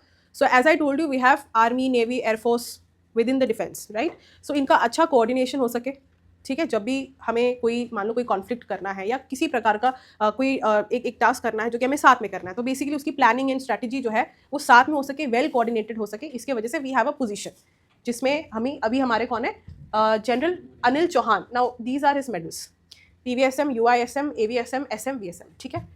सो याद कर लेना। Now let's come to the Indian air force की हिस्ट्री। इंडियन एयरफोर्स की हिस्ट्री के दौरान ही हम पढ़ेंगे बैटल्स भी, ठीक है, जिसमें आर्मी भी आ जाएगा। सो इंडियन एयरफोर्स जो है वो आपका कब बना था? Are you guys writing it down? लिख रहे हो ना? सो इंडियन एयरफोर्स हमारा जो है 8 अक्टूबर 1932 को बना था। 8 अक्टूबर को ही हम लोग एयरफोर्स डे बनाते हैं, ठीक है। देखो 8 अक्टूबर 1932 को जब इंडियन एयरफोर्स हमारी बनी थी, तब ये एक ना ऑक्सिलरी सर्विस की तरह बनी थी। ऑक्सिलरी मतलब जो कि एक बेसिकली एक हेल्पिंग वो है, हैंड है एक तरह से। जो यूके की ऑलरेडी रॉयल एयरफोर्स थी, उनको एक तरह से हेल्प करने के लिए, असिस्ट करने के लिए, एक एक्सटेंडेड हेल्प करने के लिए बेसिकली हमने इसको बेसिकली ब्रिटिशर्स ने इसको खड़ा किया था। यानी अपने लिए नहीं, यूके की आर्मी को जो है, यूके की एयरफोर्स को जो है हेल्प करने के लिए एज एन ऑक्सिलरी सर्विस हमने इसको खड़ा किया था, ठीक है। और जब हमने इसको खड़ा किया था तो 1 अप्रैल 1933 में हमने सबसे पहली उड़ान भी बेसिकली भरी थी। सबसे पहले एयरक्राफ्ट को हमने टेक ऑफ करवाया था। एंड मैं आपको बताऊंगी आगे चल के कि सबसे पहले हमारे पास कौन से एयरक्राफ्ट से किसके थे। ऑब्वियसली यूके के ही थे। इसको वेस्टलैंड वपीटी बोलते हैं, बाईप्लेन्स, वेस्टलैंड वपीटी बाईप्लेन्स। ये वो बेसिकली एयरक्राफ्ट से जो सबसे पहले हमारे पास थे, जो कि हमने यूके से लिए थे। तो एग्जाम में कई बार क्वेश्चन आता है कि इंडियन एयरफोर्स के पास सबसे पहले एयरक्राफ्ट कौन से थे। तो इट इज़ वेस्टलैंड वपीटी बाईप्लेन्स। हम पढ़ेंगे, अभी रुक जाओ। तो सबसे पहले इंडियन एयरफोर्स हमारा 8 अक्टूबर 1932 में एस्टैब्लिश हुआ था, not as a full fledge air force but as an auxiliary service, ठीक है। Later on after the second world war हमको जो है बहुत ही उच्च दर्जा दिया गया। कहने का मतलब है कि जो हमारी ऑक्सिलरी सर्विस वाली जो हमारा स्टेटस था, इसको अपग्रेड करके एक रॉयल इंडियन एयरफोर्स बना दिया गया। इसके पीछे ना एक बहुत सारे रीज़न है। पहला तो ये कि जब सेकेंड वर्ल्ड वॉर हो रहा था, मैंने आपको बताया कि इंडिया के ट्रूप्स का कई बार ऑब्वियसली ब्रिटिशर्स यूज्ड अस, ठीक है, सेकेंड वर्ल्ड वॉर में। तो उस टाइम पे आपको जान के रादर यूल फील प्राउड कि वो जो सेकेंड वर्ल्ड वॉर था उसमें कई सारे पायलट्स भी थे, है ना, जिन्होंने फाइटर प्लेन्स को उड़ाए होंगे, जिन्होंने बेसिकली सेकेंड वर्ल्ड वॉर में पार्टिसिपेट किया होगा। उसमें से कुछ top pilots in the world, जो top pilots in the second world war जो थे, उसमें से कुछ हमारे इंडिया के ही थे। Indian pilots were there who were basically given this title of one of the best pilots of the world. उस टाइम पे जो fighter pilots, not your commercial pilot but fighter pilots, तो इंडिया के 2-3 ऐसे pilots हैं जिनको ये दर्जा दिया गया था। So we had contributed very well in this particular warfare. Now आप देख सकते हैं रॉयल जो प्रेफिक्स है वो डाल दिया गया था 1945 में, लेकिन उसके बाद आप देखेंगे 1950 में जब हम आज़ाद हो गए, बेसिकली 26 जनवरी रिपब्लिक डे वाले दिन 1950 में ये जो रॉयल प्रेफिक्स है इसको हम लोगों ने हटा दिया, क्योंकि obviously royal prefix doesn't belong to us, it is there given title and we don't want that. We are now an independent country, we are sovereign country, so we don't want that, right. So that is your, आपको सिर्फ 2 ही date याद रखना है, 8 अक्टूबर 1932 जब auxiliary service के द्वारा इसको खड़ा किया गया था। उसके बाद आप देख सकते हैं 1950 में अब ये हमारा प्रॉपर इंडियन एयरफोर्स है, जिसमें से रॉयल को हटा दिया गया। इंडियन नेवी में भी रॉयल लगाते थे ये लोग, इंडियन नेवी का भी रॉयल जो है इसी डेट को हटाया गया था। Do you understand? इतना समझ आ गया? नाउ सबसे पहले हमारे इंडियन एयरफोर्स के चीफ कौन थे? सुब्रतो मुखर्जी। सुब्रतो मुखर्जी जो है हमारे फर्स्ट इंडियन एयरफोर्स के चीफ थे। इनको फादर ऑफ इंडियन एयरफोर्स भी बोला जाता है। वाई? बिकॉज जब इंडियन एयरफोर्स को एस्टैब्लिश किया गया था तो ये one of the founding fathers थे। जब इंडियन एयरफोर्स को हम रेस कर रहे थे ना, कुछ इतने सोल्जर्स थे, कुछ इतने एयरक्राफ्ट हमारे पास थे, तो हम लोग उस टाइम प्लानिंग कर रहे थे कि now we are going to have air force and how are we going to have, कितने हमारे पास पायलट्स होने चाहिए, कौन से एयरक्राफ्ट होने चाहिए। तो जब हम उसको रेस कर रहे थे स्टार्टिंग में, तो one of the founding father was Subroto Mukherjee. तो आप अभी दिल्ली में अगर आप रहते हो, आपको पता होगा कि यहाँ पे शंकर विहार में there is this air force station called Subroto Mukherjee, Subroto park. This western air command है वो इंडियन एयरफोर्स का वन ऑफ द नहीं, it is the largest air force command which is there in the Subroto park. So this Subroto is basically the first chief of air staff, ठीक है। Now आपने एक और नाम बहुत बार सुना होगा इंडियन एयरफोर्स से related, Arjan Singh.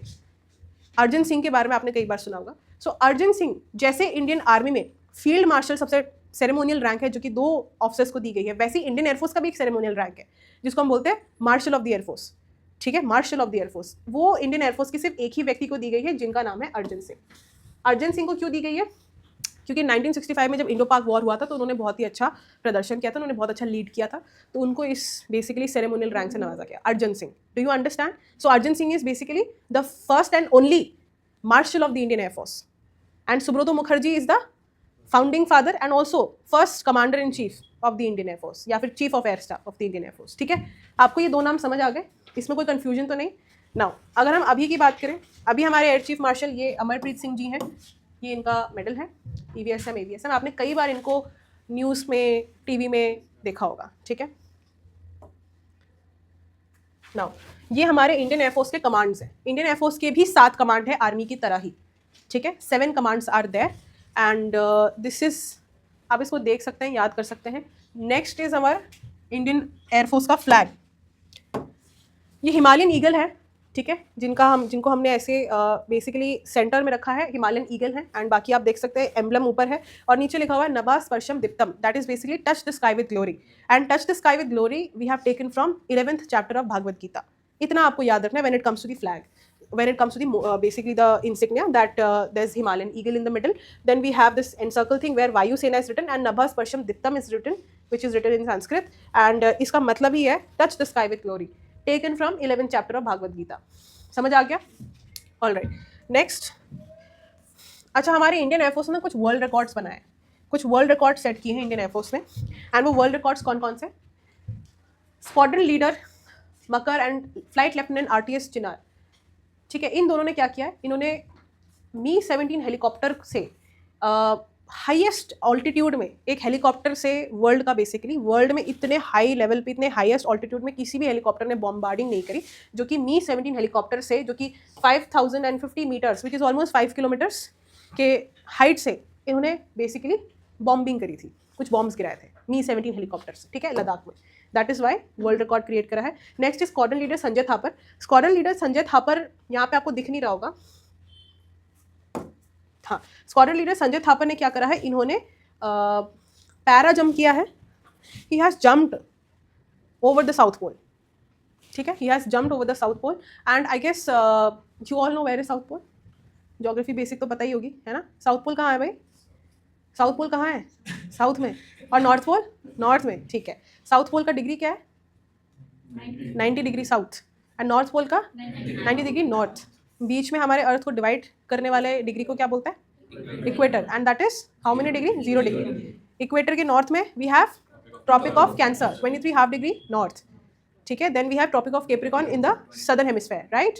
Then we also have arctic circle 66.5 degree north. Then we have antarctic circle, हाँ, 66.5 डिग्री साउथ, ठीक है। सो जो है साउथ पोल पे उन्होंने जो है जंप मारी है squadron leader Sanjay Thapar.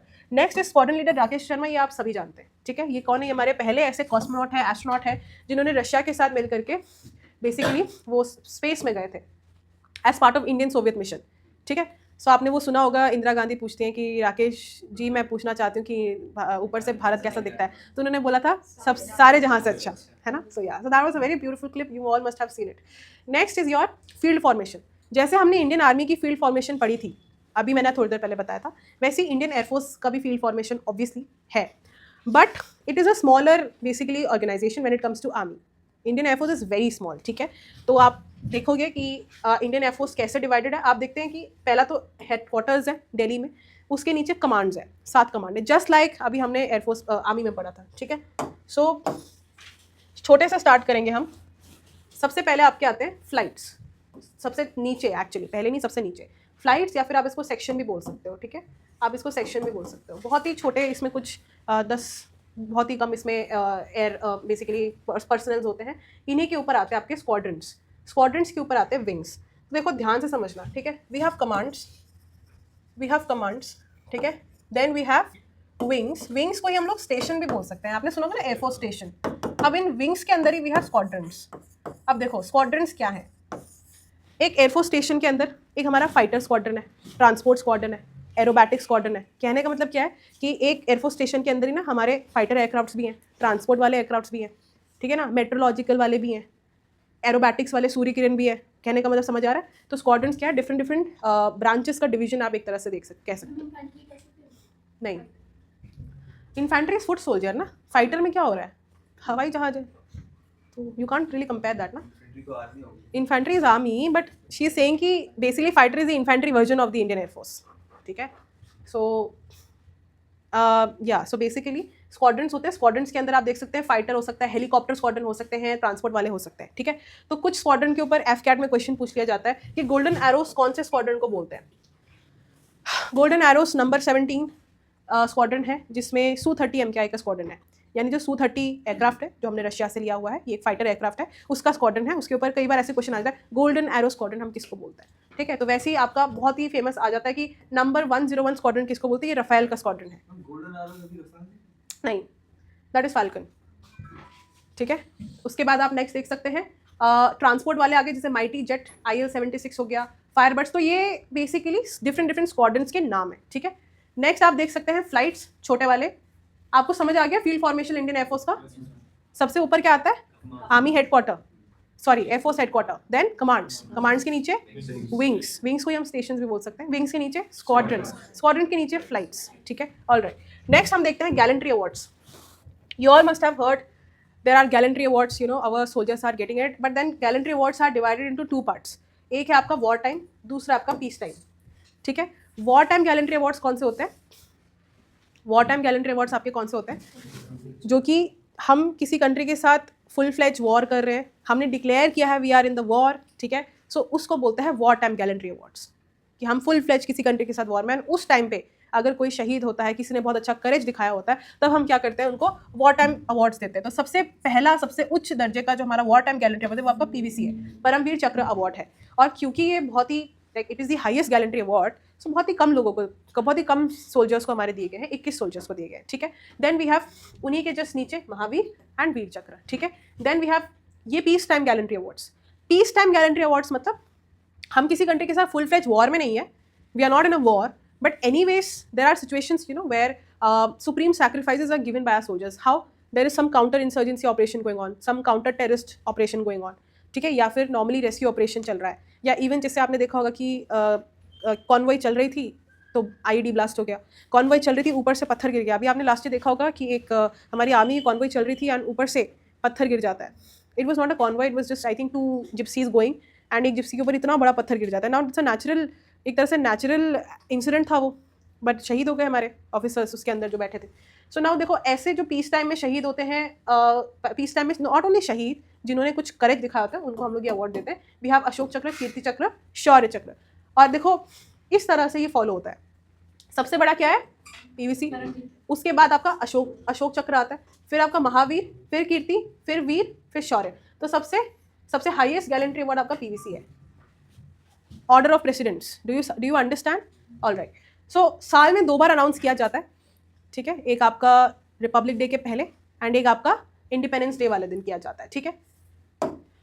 Now Rafale, okay ठीक है, please make that correction, please make that correction. Golden arrows is, please check Su-30 MKI एक बार, Rafale no but check Su-30 MKI, what is their squadron, please make this correction. Golden arrows is Rafale, Su-30 MKI एक बार check करो, ठीक है। There must be a reason why I have written, but please check, all right. अब हम देखते हैं कि ये जो हमारे परमवीर चक्र के जो मेडल्स है ना, इनको हमने बेसिकली राइनोस, ठीक है, okay, please make that correction. Golden arrow is Rafale, ठीक है, नॉट Su-30 MKI, ओके। अब आप ये देखेंगे, ये हमारे मेडल्स हैं। तो ये आपका परमवीर चक्र का मेडल है। जो परमवीर चक्र है इसमें आप देख सकते हैं कि यहाँ पे इंद्र के जो वज्र है, यहाँ पे 4 आप देख सकते हैं इंद्र के वज्रास हैं, एंड शिवाजी के स्वर्ड्स हैं जिन्होंने इनको एनसर्कल किया हुआ है, ठीक है। ब्रॉन्ज का बना हुआ है, ठीक है, ब्रॉन्ज का बना हुआ है, एंड इट इज़ बेसिकली ये जितने भी आप मेडल्स देख रहे हैं इनको डिज़ाइन किया गया है सावित्री खानोलकर ने। तो डिज़ाइनर का नाम क्या है, सावित्री खानोलकर, ठीक है। इन्होंने इन सभी मेडल्स को डिज़ाइन किया हुआ है। आपको देखो मेडल्स को लेकर क्या याद रखना है, आपको याद रखना है कि इनमें बने क्या हुआ है, और ईजी है। आपको लग रहा होगा बहुत डिफिकल्ट है याद करना, बहुत ईजी है। सिर्फ इन्हीं का डिफरेंट है एक, जिसमें आप देख रहे हैं इंद्र के वज्रास हैं, शिवाजी के स्वॉर्ड्स हैं। बाकी आप इसमें देखेंगे कि स्टार है, एक स्टार है जिसके 5 पॉइंट्स हैं, हेराल्डिक स्टार हैविंग 5 पॉइंट्स, ठीक है। And then we have this national emblem जो कि बीच में बेसिकली रखा हुआ है, एंड देन स्टार के अंदर रखा हुआ है। तो ये आपके हो गए वॉर टाइम गैलेंट्री अवार्ड्स, ठीक है। और आप देखेंगे पीस टाइम गैलेंट्री अवार्ड में बहुत ही सिंपल डिज़ाइन है, अशोक चक्र है बीच में, एंड उसके चारों तरफ आप देखेंगे लोटस के द्वारा रीथ बनाई हुई है, ठीक है, दैट्स इट। बाकी ज़्यादा देखो आता नहीं है, बट आपको थोड़ा बहुत पता होना चाहिए कि भाई ये गोल्ड से बना हुआ है, ये सिल्वर से बना हुआ, ब्रोंज से बना। तो फर्स्ट सेकंड थर्ड पोजीशन, ठीक है, एंड वो आपका ब्रोंज से और बाकी के 2 सिल्वर से, ठीक है। एक्चुअल देखो I don't think so it's completely actual gold, but some mix of some alloy it must be, alright.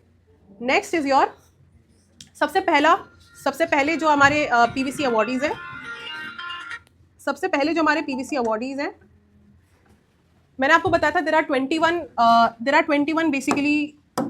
21 PVC awardee recipients, जिसमें से सबसे पहले आपके मेजर सोमनाथ शर्मा है, जिनको 1947 के जम्मू एंड कश्मीर स्कर्मिशेस के द्वारा उन्होंने जो करेज दिखाया था उसके लिए उनको दिया गया था। सो मेजर सोमनाथ शर्मा सबसे पहले पीवीसी के रेसिपिएंट है, इतना समझ आ गया। नाउ जो हमने 21 मैंने आपको बताया 21 पीवीसी, 21 में से एक हमारे इंडियन एयरफोर्स के पर्सनल को मिला था, ठीक है। ये जो 21 है इसमें से एक हमारे इंडियन एयरफोर्स को दिया गया है, बाकी के 20 सारे इंडियन आर्मी को बिलोंग करता है, ठीक है, इंडियन आर्मी को दिया गया है। सो ये जो पहला जो एक लौता इंडियन एयरफोर्स के ऑफिसर है, इनका नाम है फ्लाइंग ऑफिसर निर्मलजीत सिंह सिखों। नाउ आपको पता होना चाहिए कि इन्होंने ऐसा क्या कंट्रीब्यूट करा था जिसके वजह से he got it. So first of all is a flying officer, that means only 1 और 2 ईयर्स इनटू दी सर्विस, बहुत ही यंग है, ठीक है। और उस टाइम पे श्रीनगर बेस में पोस्टेड थे, और उस टाइम पे श्रीनगर बेस पे पाकिस्तान की तरफ से अटैक हो गया था। श्रीनगर बेस के ऊपर बम्बार्डिंग हो रही थी and flying officer Nirmaljit Singh ने करेज दिखाते हुए उन्होंने बोला कि सर मैं जा रहा हूँ, I am gonna take off and I am gonna hit these fighter aircraft which are there, ठीक है। तो पाकिस्तान के 6 कुछ फाइटर जेट्स थे जो कि बेस के ऊपर थे, एंड उन्होंने उनके कमांडिंग ऑफिसर, उनके सीनियर ऑफिसर ने मना करने के बाद भी he went on, and then उन्होंने ऊपर फ्लाई किया, अपने एयरक्राफ्ट को फ्लाई किया, एंड वहाँ पे कम से कम 2 जो उनके फाइटर जेट्स थे पाकिस्तान के, उनको शूट डाउन किया, but unfortunately he also got shot. But the courage that he showed on that particular incident, that is why he has been recognised and acknowledged. और ये कौन सा एयरक्राफ्ट उड़ा रहे थे? Folland Gnat fighter jet, this is the name of the aircraft that he was fighting, ठीक है, जिसको सबरे स्लेयर के नाम से भी जाना जाता है। सो निर्मलजीत सिंह समझ आ गया, only recipient of the PVC award from the Indian air force. अभी इस साल इंडियन एयरफोर्स ने अपने निर्मलजीत सिंह के नाम से मैराथन भी स्टार्ट किया है, ठीक है, तो ये काफ़ी न्यूज़ में था। So like Indian navy also has its own marathon, जो हर साल वो करती है, फरवरी के महीने में वो करेगी। आर्मी की भी अपनी खुद की मैराथन है, बट इंडियन एयरफोर्स ने भी ऑफिशियली अपना मैराथन इवेंट स्टार्ट कर दिया है, जिसका नाम ही निर्मलजीत सिंह मैराथन है, ठीक है। बाकी अब ये जो हमारे 21 पीवीसी अवार्डीज़ हैं, इनमें से 14 मरणोपरांत दिया गया था, यानी they were not alive, they had made that sacrifice and after that they have got this award. So 14 were given posthumously and बाकी 21 में से 3 ऐसे रेसिपेंट हैं जो अभी आज के टाइम पे जिंदा है, ठीक है, जैसे कि सूबेदार योगेंद्र सिंह यादव, सूबेदार मेजर ऑनरी कैप्टन बाना Singh and lastly rifleman Sanjay Kumar. तो अब ये जो 3 लोग हैं, जो रिपब्लिक डे परेड का आपने अगर देखा हो, रिपब्लिक डे परेड स्टार्ट होने से पहले जो परेड निकलती है उसमें सबसे पहले आप देखेंगे there is parade commander. Parade commander जो है परेड को स्टार्ट करने के लिए एक तरह से परमिशन तो नहीं लेता, बट वो प्रेसिडेंट को सल्यूट करते हैं कि परेड हम स्टार्ट करने वाले हैं। सो परेड कमांडर की सबसे पहले व्हीकल जाती है, जिप्सी जाती है। उन्हीं के नीचे पीछे आप देखेंगे there are 3 more vehicles and उन 3 मोर व्हीकल्स में आप देखेंगे दीज 3 पीपल आर देयर, जो जिनका कारवा निकलता है, ठीक है। So they are alive and may be asked in the exams, you must know. Now the battles, the major battles that we have fought both Indian army and Indian air force, ठीक है। सो सबसे पहले तो इंडो पाक war 1947 and 48, सबसे पहला कोई conflict हम कह सकते हैं जो हमने कश्मीर के ऊपर लड़ी थी। कोई बता सकता है इसमें क्या हुआ था? 1947-48 first Kashmir war, CFL created, see yes. So you all must be aware that when we got independent, there were some princely states which did not want to be part of India, ठीक है। जब हम लोग आज़ाद हुए तो basically हमारा जो India था वो कुछ 565 प्रिंसली स्टेट्स में बटा हुआ था, छोटे छोटे टुकड़ों में बटा हुआ था, सबके अपने लोकल राजा थे। तो उनके सामने ऑप्शन था आइदर टू ज्वाइन इंडिया और टू रिमेन इंडिपेंडेंट और टू ज्वाइन पाकिस्तान, ठीक है, ये ऑप्शन थे। तो मेजॉरिटी इनफैक्ट सब ने क्या करा, मतलब सब ने इंडियन यूनियन को ज्वाइन करा by signing instrument of accession, and कुछ जो हमारे बेसिकली प्रिंसली स्टेट्स थे वो ऑब्वियसली पाकिस्तान की तरफ चले गए, बट कुछ 4 ऐसे प्रिंसली स्टेट्स थे did not want to be part of India, they wanted to remain independent. उसमें से Jammu and Kashmir was one of the princely state. तो जम्मू कश्मीर राजा हरी सिंह थे, राजा हिंदू राजा थे और मेजॉरिटी पॉपुलेशन वहाँ मुस्लिम पॉपुलेशन है, एंड लाइक राजा भी खुश है, प्रजा भी खुश है, they did not want to be part of India, they wanted to be independent. But then because majority population वहाँ पे मुस्लिम पॉपुलेशन है, तो पाकिस्तान की नज़र थी, पाकिस्तान वांटेड कि जम्मू एंड कश्मीर जो है एक तरह से रिसोर्स रिच स्टेट है एंड मुस्लिम पॉपुलेशन मेजॉरिटी है, उसको हमारे पार्ट बन जाना चाहिए। तो वो क्या करते थे धीरे धीरे, क्योंकि हरी सिंह तो नहीं बनना चाहते थे, हरी सिंह तो डटे हुए थे, लेकिन वो पाकिस्तान ने क्या करा, उन्होंने बहुत सारे तरीके अपनाए कि हम क्या करेंगे, हम जम्मू एंड कश्मीर को लिटरली घुटने पे ले आएंगे ताकि वो हमारा पार्ट बन जाए। वो क्या करते थे, वो ट्राइबल इन्फिल्ट्रेटर्स आ जाते थे, अटैक करते थे, ठीक है, बहुत सारे बेसिकली डिस्टर्बेंसेस करते थे जम्मू एंड कश्मीर। तो ट्राइबल्स को वो भेजते थे, इन्फिल्ट्रेटर्स को भेजते थे। तो राजा हरी सिंह ने हमसे मदद मांगी इंडिया से, please help us. because Pakistan is literally trying to take us and like they want to make us their part. तो उस टाइम पे we kept a condition that if you want us to help you, then you have to basically sign the instrument of accession. आप instrument of accession sign करेंगे तभी हम आपको help कर पाएंगे, ऐसे थोड़ी हेल्प कर पाएंगे. और चिंता मत करिए, हम आपको जो है स्पेशल स्टेटस देंगे या हम आपको ऑटोनॉमी देंगे. इनफैक्ट हम आगे जाके रेफरेंडम कराएंगे, आप ही की प्रजा से पूछेंगे कि आप खुश हैं, आप कंटिन्यू करना चाहते हैं या व्हाट डू यू वांट. इस तरह की कुछ बातें हुई थी एंड जम्मू एंड कश्मीर को हमारा पार्ट बना लिया गया था. तो when Jammu and Kashmir became India's basically part, but उस टाइम तक क्या था कि काफ़ी अंदर तक, जो आज आप पीओके देखते हैं, वहाँ तक ट्राइबल इन्फिल्ट्रेटर्स आ गए थे. Pakistani people had come and वहाँ पे ऑलरेडी वो घुस चुके थे. तो finally Indian army was sent and Indian army obviously they were fighting this battle and they were doing this which is 1947 and 48 का पहला कश्मीर के ऊपर war. But उसी टाइम पे we were in a winning edge, we were about to win this, we were about to basically throw all of them. But what happened that United Nation intervention happened, UN का intervention हुआ, ठीक है, US का intervention हुआ, जिसके वजह से हमें क्या हुआ, वहीं के वहीं सीज फायर करना पड़ा. US ने हमको जो है बोला, और UN की तरफ से, इंटरनेशनल वेस्टर्न ऑर्गेनाइजेशन की तरफ से हमको जो है फोर्स आ रहा था कि आप वहीं के वहीं बैटल को छोड़ दीजिए, वहीं के वहीं रुक जाइए. तो हमें क्या करना पड़ा, हमें मजबूरन, क्योंकि देखो उस टाइम पे हमारी स्ट्रैटेजिक ऑटोनॉमी इतनी थी नहीं, we were very poor country, we just got independent.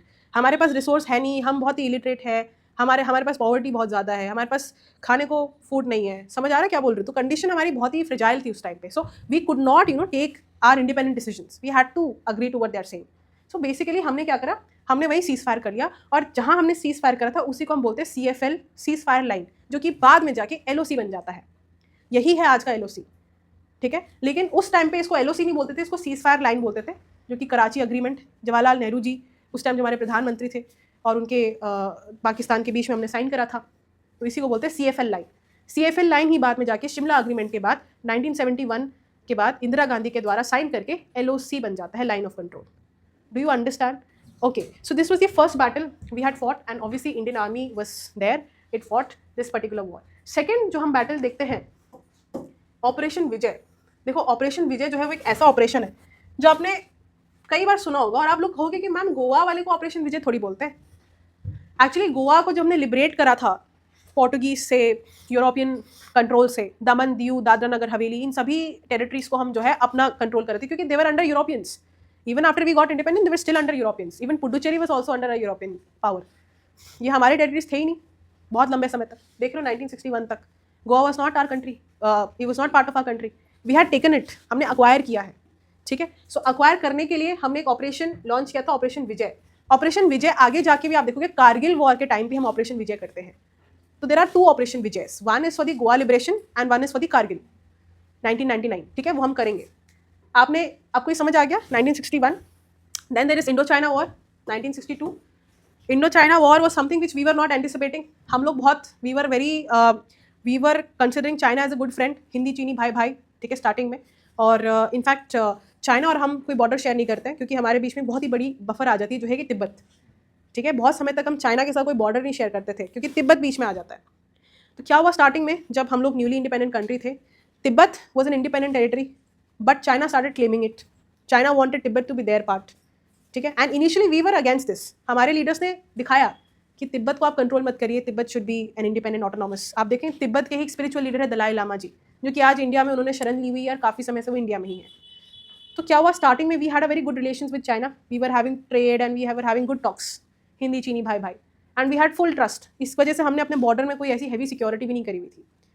तो क्या हुआ कि when Dalai Lama once came to India along with Chinese premier Zhou Enlai, China के लीडर के साथ दलाई लामा जी आए थे, एंड उन्होंने हमारे लीडर्स को बताया, दलाई लामा ने, कि China is forcefully occupying Tibet.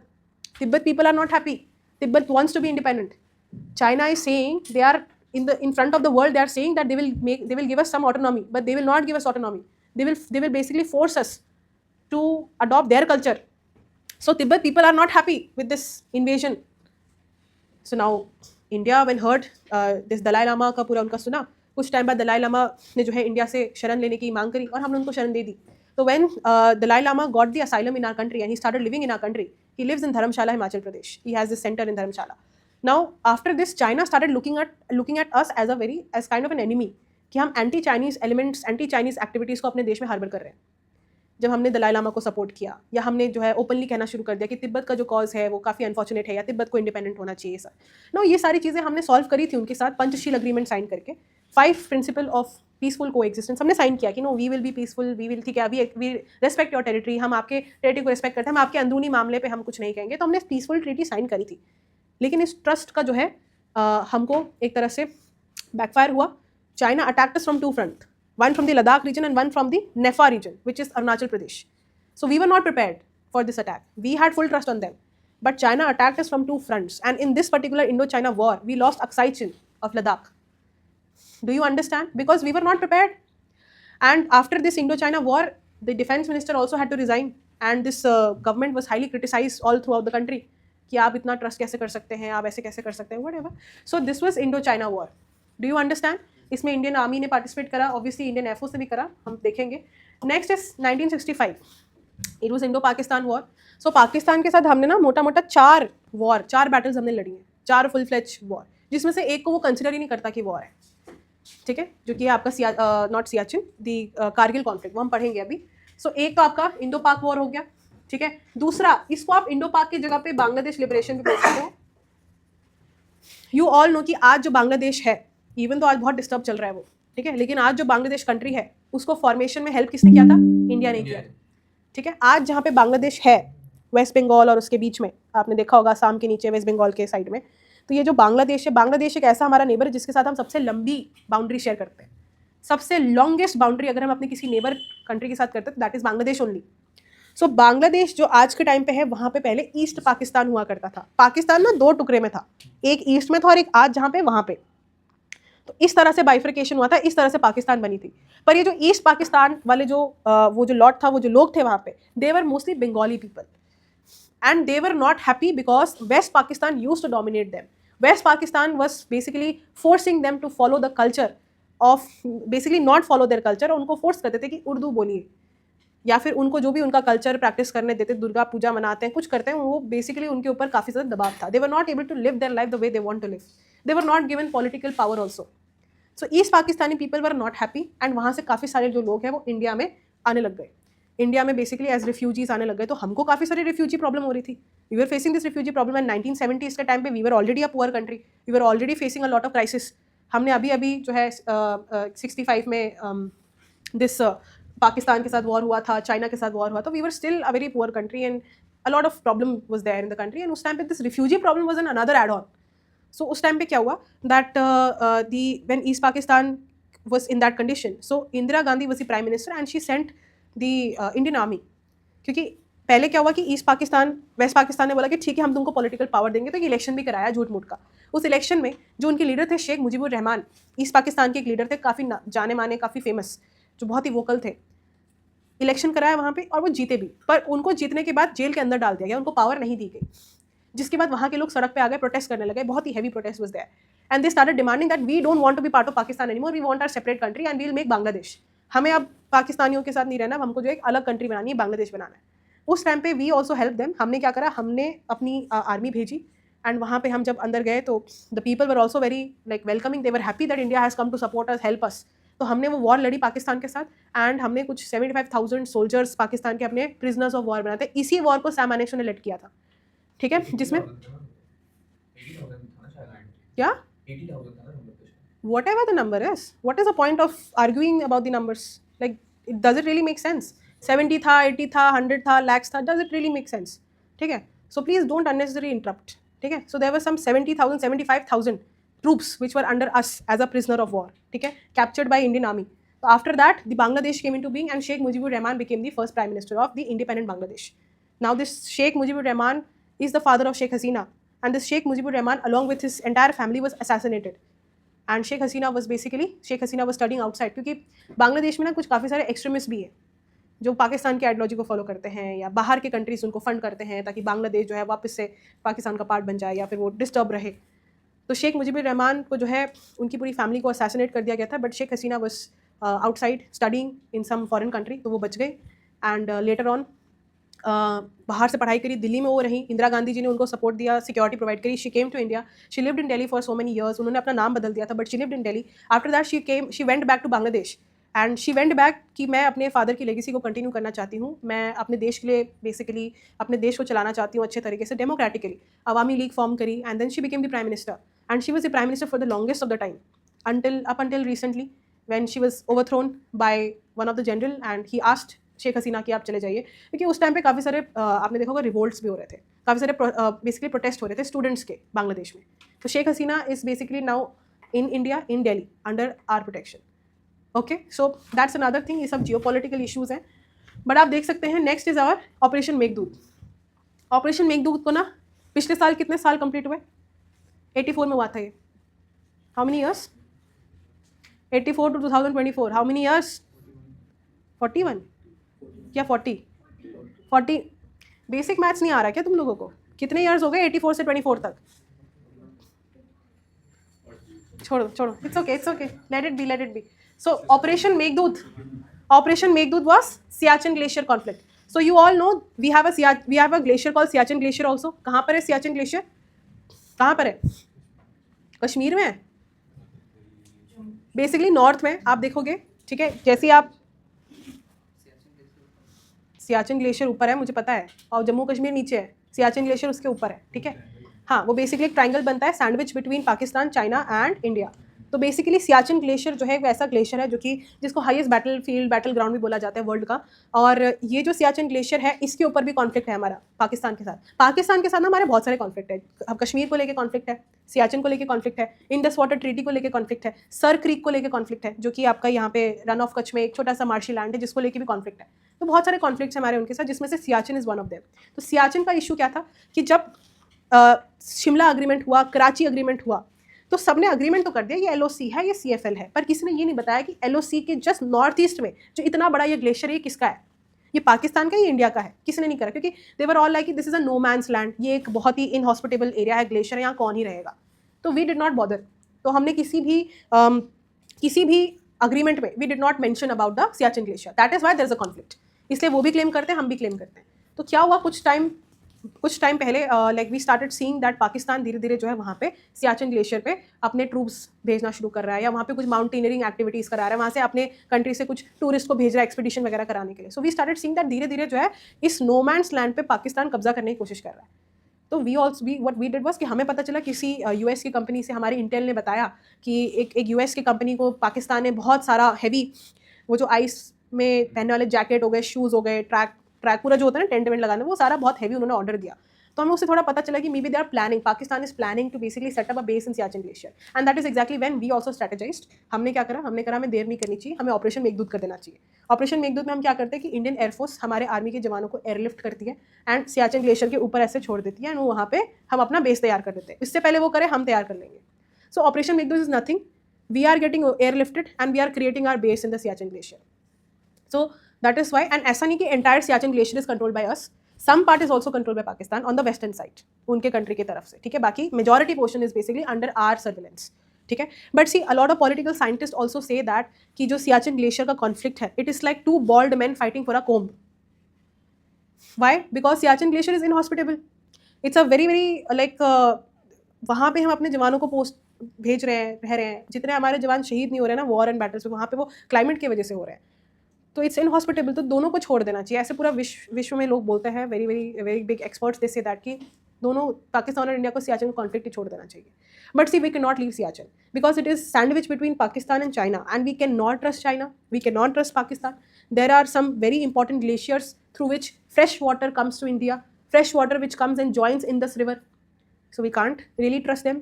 That is why we have maintained our guard over there.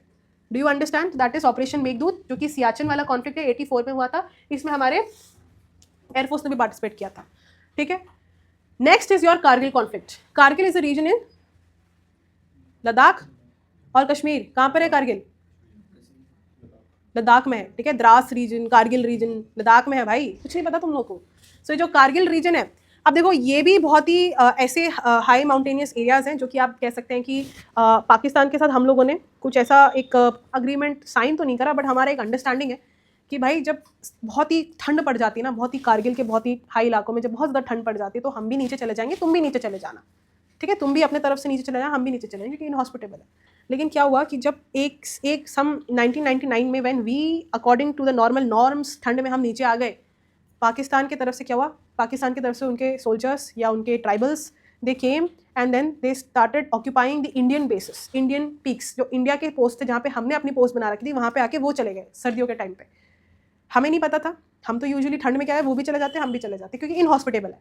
But when during spring when we were going back, so we got to know that हमारे high ऑल्टी Tiger Hills and बहुत सारे strategic हमारे hills है जिसके ऊपर वाले basis पे वो लोग आ गए और वो उन्होंने कब्जा जमा लिया और वहाँ से वो लोग फायर कर रहे थे। So that is when we realized, and that is when we started this Kargil conflict. But this Kargil conflict was very, very one of the most, heart-wrenching conflict for us, because इसमें जो हमारे Indian army के soldiers, troops जिनको इन्होंने पकड़ लिया था, उनको young officers like Saurabh Kalia, captain Saurabh Kalia, इनको लेके गए, इनके बॉडी के टुकड़े करे, सूटकेस में डाल के फिर इंडिया भेजा। तो इस तरह के भी इंसिडेंट्स हुए हैं कारगिल कॉन्फ्लिक्ट पे। पर देखो, एक बहुत ही फनी बात ये कि कारगिल कॉन्फ्लिक्ट में वी तो know that it's a full fledge war, we had declared it's a full fledge war with Pakistan, but Pakistan never accepted that Kargil conflict में उनका कोई हाथ है। वो ये कहते हैं कि कारगिल कॉन्फ्लिक्ट में जो लोग जो पाकिस्तान की तरफ आप कह रहे हैं वो हम है ही नहीं, वो पाकिस्तानी है ही नहीं, they are, we don't know who they are some tribals who wants to take back Jammu and Kashmir. हमारा वो पूरे विश्व के मीडिया में कह रहे हैं कि हम तो है ही नहीं, वो like we have no business in what is going on in the Kargil conflict. And हमने कई बार उनके सोल्जर्स को पकड़ा है तो हमें ID कार्ड्स मिली हैं उनकी, पाकिस्तान आर्मी की, या जो उनके शव थे वो तक उन्होंने नहीं उठाए, हमने उनका जो है बरियल किया है।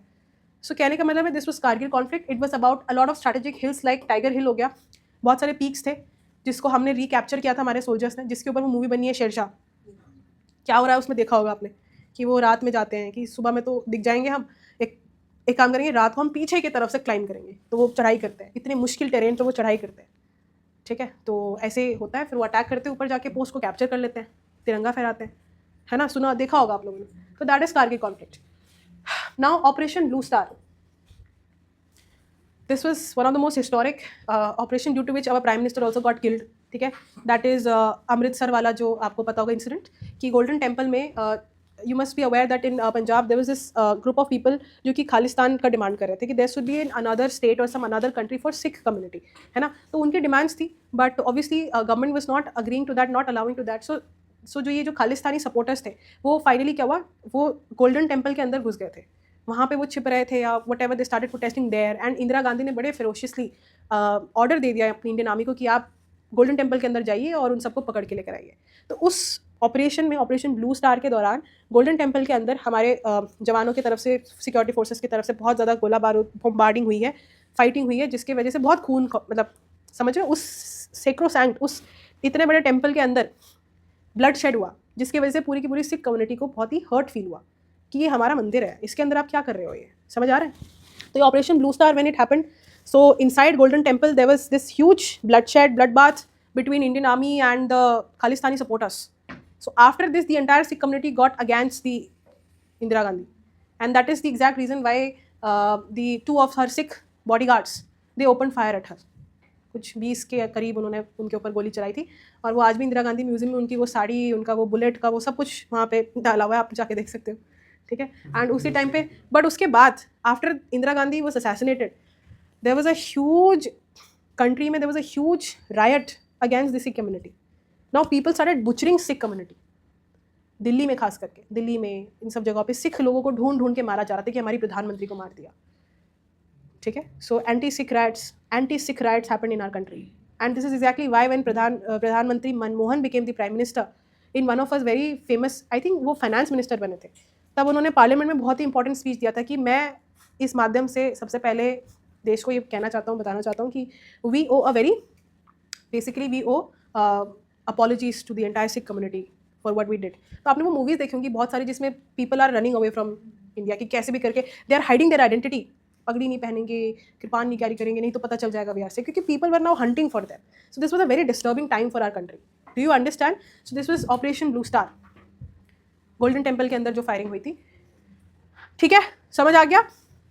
नेक्स्ट इज योर, अच्छा अब थोड़ा एयरफोर्स के अगर हम देखें तो एयरफोर्स हर जगह तो नहीं थी, हर जगह हर बैटल में तो पार्टिसिपेट नहीं करा था, बट कुछ मेन मैंने यहाँ पे लिख दिए हैं। एक ऑपरेशन सफ़ेद सागर के ऊपर नेटफ्लिक्स पे डॉक्यूमेंट्री बन रही है, तो इसके ऊपर क्या पता एग्जाम में क्वेश्चन आ जाए कि ऑपरेशन सफ़ेद सागर कहाँ हुआ था।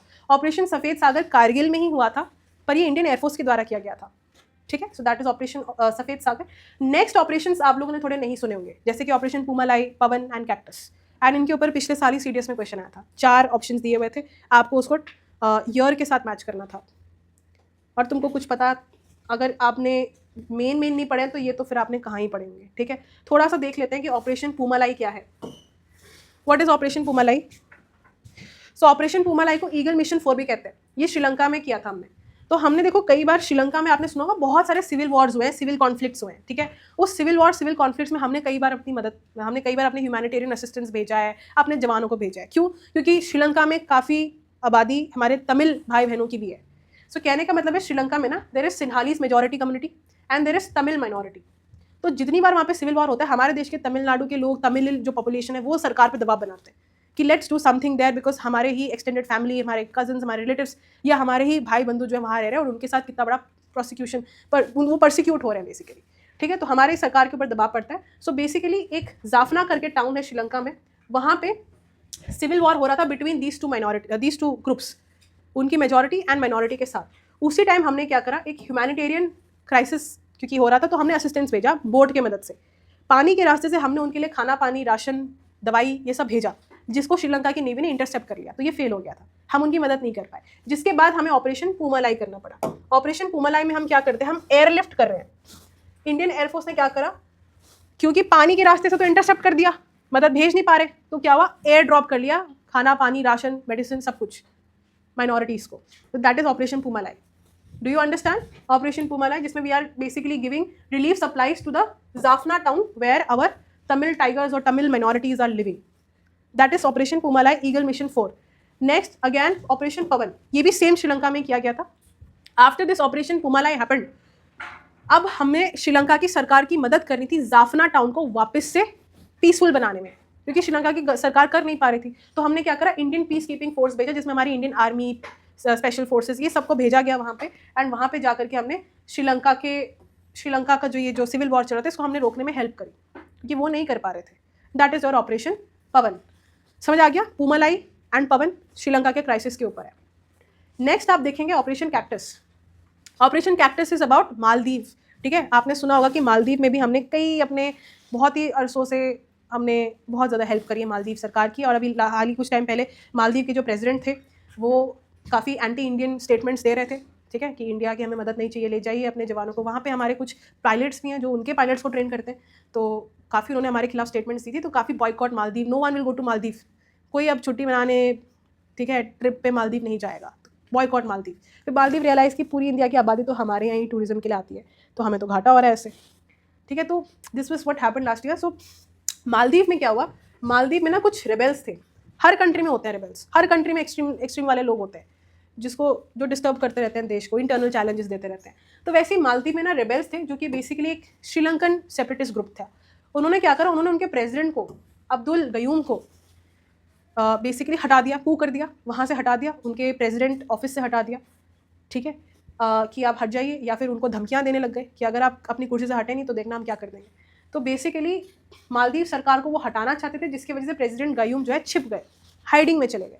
और जब ये हाइडिंग में चले गए तो उन्होंने इंडिया से मदद मांगी कि प्लीज़ हेल्प करिए, अदरवाइज हमारा जो कंट्री है वो रेबेल्स के द्वारा कंट्रोल कर लिया जाएगा और बहुत ही सिक्योरिटी चैलेंजेस आ जाएंगे। तो उस टाइम पे राजीव गांधी हमारे प्रधानमंत्री थे, उन्होंने क्या करा, आर्मी, नेवी, एयरफोर्स तीनों भेज दिए मालदीव्स में। मालदीव्स का जो प्रेसिडेंशियल ऑफिस था, या मालदीव को जो बेसिकली रेबेल्स ने अटैक किया था, उसको नॉर्मलसी में लाने के लिए, इसी को बोलते हैं ऑपरेशन कैक्टस, जहाँ पे हमारी तीनों सेनाएं गई थी मालदीव्स में, एयरफोर्स, नेवी, आर्मी, ठीक है, to basically secure normalcy in Maldives, ठीक है, इस कूप को ख़त्म करने के लिए।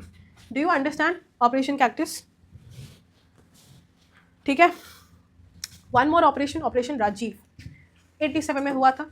ये हमने क्यों करा था, एक ना बाना टॉप है, इसको one of the highest point भी बोलते हैं, इसको हमने पाकिस्तान से कैप्चर करना था 1987 में, इसी को हम बोल रहे हैं ऑपरेशन राजीव, ठीक है। सियाचिन ग्लेशियर का ही वो एक टॉप है, बाना टॉप, जिसको हमने बाना टॉप नाम दे दिया है, पहले उसको कुछ और नाम था, उसको हमने कैप्चर करा था, दैट इज ऑपरेशन राजीव। 1987 में हुआ था, उस टाइम पे राजीव गांधी हमारे प्रधानमंत्री थे, ठीक है। ओके, ये तो सबको पता होगा, तो चलो बताओ क्या है ये, what is operation Sindoor? Tell me. पिछले साल ही हुआ है, ऐसे बिहेव मत करो जैसे 10 साल हो चुके हैं कि याद ही नहीं आ रहा, कभी तो सुना था। Operation Sindoor, you all know that Pahalgam attack happened and after Pahalgam attack in retaliation, it was basically retaliation from us, not basically हमने कोई पहली वो नहीं करी थी, चाल नहीं चली थी. They had attacked, they had basically killed our innocent civilians. That is when we did that. So we had basically launched attacks on 9 sites, terrorist sites, जिसमें हमने प्रिसीजन अटैक करे थे.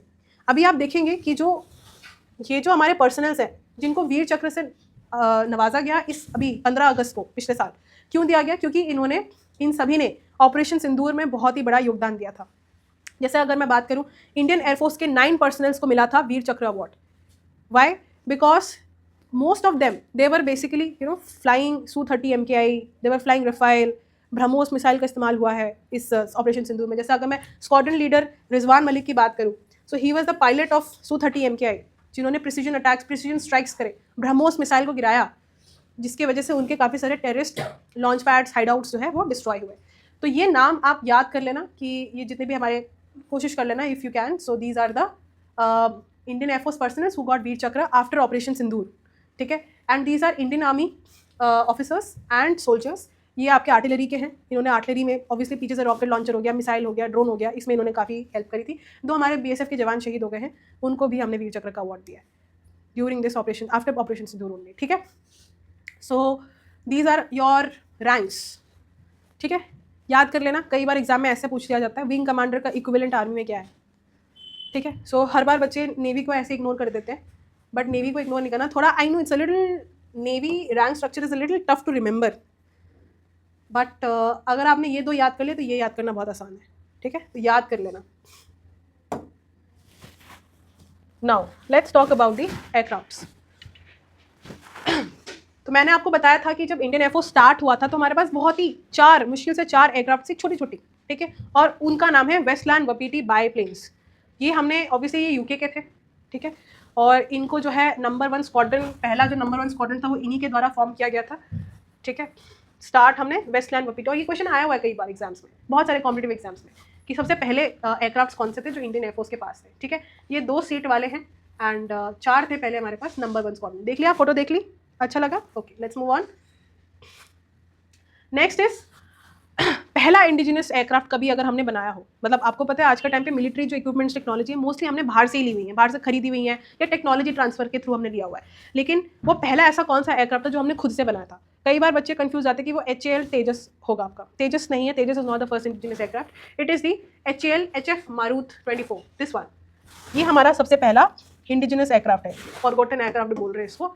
ये हमने सबसे पहले बनाया था, HAL के द्वारा ही बनाया गया था. HAL is Hindustan aeronautics, it's a Maharatna company. Hindustan aeronautics क्या करता है, एरोप्लेन बनाता है. ठीक है. डिफेंस की टेक्नोलॉजीज को बनाता है बेसिकली. तो HAL ने बनाया था इसको. ये हमारा सबसे पहला इंडिजिनस एयरक्राफ्ट है. ठीक है. Next is first batch of women fighter pilots Indian air force की कौन सी थी. जो फर्स्ट वाले क्वेश्चन होते हैं ना, who is the first this, पहला ये पहला वो, ये आपको याद होना चाहिए. Squadron leader Mohana Singh, Bhawana Kanth and Avani Chaturvedi, आपने सुना होगा. ठीक है. ये उस टाइम पे बहुत ही ज़्यादा फेमस हुए थे. नेक्स्ट इज इंडियन एयरफोर्स के एरोबैटिक हमारे डिस्प्ले टीम. तो ये जो एरोबैटिक डिस्प्ले टीम है इसमें आप देखते हैं 2 प्रकार के. एक तो आपका सूर्य किरण है, it's kind of a fighter jet only. Then you have a helicopter जिसको हम लोग बोलते हैं सारंग डिस्प्ले टीम. तो कई बार आपने देखा होगा कोई एयर शो हो रहा है. ठीक है. एयरफोर्स वाले पास आउट हो रहे हैं. ठीक है. या कहीं पे हम कुछ एयर शो कर रहे हैं तो वहाँ पे ये जो 2 टीम्स हैं, जैसे अभी रिपब्लिक डे होगा तो I think they will also come. तो ये बेसिकली एरोबैटिक्स करते हैं. ठीक है. एयर मनूवर्स करते हैं, हवा में जो है काफ़ी सारे फॉर्मेशंस बनाते हैं. ठीक है. सो ये आपके सूर्य किरण है, 1996 में एस्टैब्लिश हुआ था, बीदर स्टेशन में है. एंड ये आपका हेलीकॉप्टर है. तो यही 2 हैं बस जो कि एरोबैटिक्स करते हैं इंडियन एयरफोर्स के. समझ आया. इनके जो पायलट्स होते हैं या इनके जो ऑपरेटिव्स होते हैं वो सब रेड कलर का पहनते हैं. Next, now let's talk about the Indian air force के जो एयरक्राफ्ट्स हैं. ब्रेक चाहिए, ब्रेक चाहिए. नो मैम, मैम अब तो थोड़ा इंटरेस्टिंग आया है, तब से तो बोरिंग चल रहा था. ऐसा तो नहीं है. चलो थोड़ा ये वाला कवर कर लेते हैं, then I give you break. ठीक है. सो देखो, दीज आर दी एयरक्राफ्ट्स जो कि इंडियन एयरफोर्स के पास है. तो हम इसको कैटेगराइज करते थे. कुछ हमारे पास फाइटर हैं, हेलीकॉप्टर्स हैं, ट्रांसपोर्ट है एंड वेपन सिस्टम है. देखो जो फाइटर है ना, फाइटर एयरक्राफ्ट्स वो यही है मेजर. आपको यही पढ़ना है बस, और इतना पढ़ लोगे काफ़ी है. ठीक है. सबसे पहले है HAL तेजस. हमने ही बनाया तेजस को. ठीक है. ये एक लाइट कॉम्बैट एयरक्राफ्ट है, मल्टी रोल है इसका, मतलब ये बहुत सारी चीज़ें कर सकता है एक साथ. ठीक है. That is HAL Tejas. And जहाँ जहाँ पे इंडिया का फ्लैग आपको दिख रहा है ये हमने खुद ही बनाया है, ठीक है, very very simple. Next is your Su-30 MKI। Now Su-30 MKI हमने रशिया से लिया है। जहाँ पे भी आपको सू दिखेगा ना, SU वो हमने सोवियत यूनियन से लिया है, रशिया से लिया हुआ है, बेसिक है, ठीक है। तो Su-30 MKI जो है ये हमारे पास सबसे ज़्यादा है in number. Fighter jets Indian air force में सबसे ज़्यादा Su-30 MKI है हमारे पास। Su-30 MKI जो है ये काफ़ी मतलब 3000 किलोमीटर तक ये उड़ान भर सकता है एक बारी में, लेकिन अगर आप इसको रिफ्यूल करोगे, मिड एयर रिफ्यूलिंग करोगे, 8000 किलोमीटर तक ये उड़ान भर सकता है, ठीक है। और Su-30 MKI में हमने 2017 में ब्रह्मोस मिसाइल को लॉन्च करने का बेसिकली टेस्ट किया था, जो कि सक्सेसफुल हुआ था। एंड इसी से ही हम लोग आज के टाइम पे ब्रह्मोस मिसाइल को लॉन्च कर सकते हैं। Like we can launch BrahMos missile from this, and you all know what is BrahMos missile, ठीक है। It is one of the cruise missiles we made with Russia, ठीक है, वो अभी हम आगे पढ़ेंगे। सो Su-30 MKI का आपको पता चल गया, ठीक है। Next is Rafale. I think ये तो आप सबको पता ही है, रफाल हमने फ्रांस से लिया था, ठीक है। इसकी स्पीड और इसका मल्टी रोल कैपेबिलिटी बहुत ज़्यादा हाई है। सो या it is one of the most lethal aircraft this से। Next is your jaguar. Anglo french है ये, बेसिकली फ्रांस की ही टेक्नोलॉजी है, लेकिन कुछ टाइम बाद हमने जो है फ्रांस के साथ टेक्नोलॉजी ट्रांसफर करके हम भी इसको प्रोड्यूस करने लगे, तो आप एंग्लो फ्रेंच इसको कह सकते हैं। बट अगर ऑप्शन में फ्रांस आता है तो फ्रांस को टिक कर देना, ठीक है। सो जैगवार इज ऑल्सो अ, तो याद करना है फाइटर कौन कौन से हैं। तेजस हो गया, Su-30 MKI, Rafale, Jaguar. Next is Mirage 2000, ये भी फ्रांस का है। बालाकोट एयर स्ट्राइक्स टू वेथमाई 2016 में वी यूज्ड मिराज, ठीक है। Then we have MiG-21, MiG-29। देखो मिग के बहुत सारे वेरिएंट्स हैं, ये भी हमने रशिया से लिया है, लेकिन पिछले साल ही हमारा MiG-27 डीकमीशन हुआ है। ये जो मिग वाले जो सीरीज़ है ना, कई सारे जो है बहुत पुराने हैं, तो हम इसको धीरे धीरे फेज आउट कर रहे हैं। इनको फ्लाइंग कॉफर्स के नाम से भी जाना जाता था, क्योंकि काफ़ी सारे आपने देखोगे कि एक्सीडेंट्स हो रहे हैं, काफ़ी सारे पायलट्स हमारे हम वॉर में नहीं गवा रहे, लेकिन ऐसे सॉर्टीज़ करते करते उनकी जान जा रही है, क्योंकि काफ़ी पुरानी हो चुकी है ये, ठीक है। And they need to be decommissioned, and recently हमने MiG-27 को डीकमीशन करा है पिछले ही साल, तो उसके ऊपर क्वेश्चंस आ सकते हैं। तो ये MiG-21 बाइसन इसका नाम है, MiG-29 ये भी हमने रशिया से लिया, समझ आ गया। तो ये आपके मोटा सारे फाइटर एयरक्राफ्ट्स हैं। When we talk about helicopters, तो हेलीकॉप्टर्स भी हमारे पास दो प्रकार की होती हैं, एक होता है ट्रांसपोर्ट और एक होता है आपका फाइटर। कुछ होते हैं मल्टी रोल, सब कुछ ही कर सकते हैं, ठीक है। तो जैसे कि HAL ध्रुव है, HAL रुद्र है, मल्टी रोल है। रुद्र जो है वो आपका अटैकिंग है। Mi-17, Mi-5, Mi-26, आपने अभी पढ़ा था ना कि Mi-17 से बम्बार्ड किया था उन्होंने, उन दोनों जिन्होंने वर्ल्ड रिकॉर्ड क्रिएट करा था, 5000 मीटर से उन्होंने बम्बार्ड करा था लद्दाख में ना। सो Mi-17 हेलीकॉप्टर था, वर्सेटाइल है, सारी चीज़ें कर सकता है। चेतक फ्रांस से है, अपाचे USA से है, चिनूक भी USA से है, एंड चीता फ्रांस से है।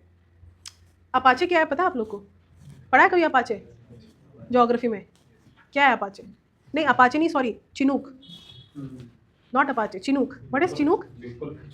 Local winds, yes, it's a local wind, it's a US का लोकल विंड, मतलब सॉरी US बोल रही हूँ, हाँ के एरिया का लोकल विंड, वही हवा का नाम दिया हुआ है इसको, चिनूक, ठीक है। And I think it's a hot air, it's a hot kind of a local air, ठीक है। So yeah so that is Chinook, multi role है। And Cheetah again multi role है। और एक और है हमारा जो हमने बनाया था, HAL प्रचंड, लाइट कॉम्बैट हेलीकॉप्टर, ठीक है। तो ये भी हमने इंडिया के द्वारा बनाया हुआ है, ये मैं शेयर करूंगी, आप लोग इसको पढ़ के चले जाना।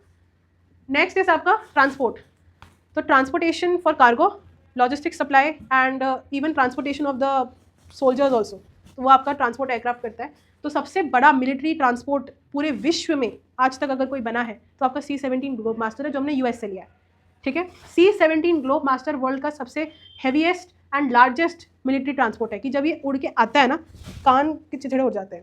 आई एम नॉट लाइंग।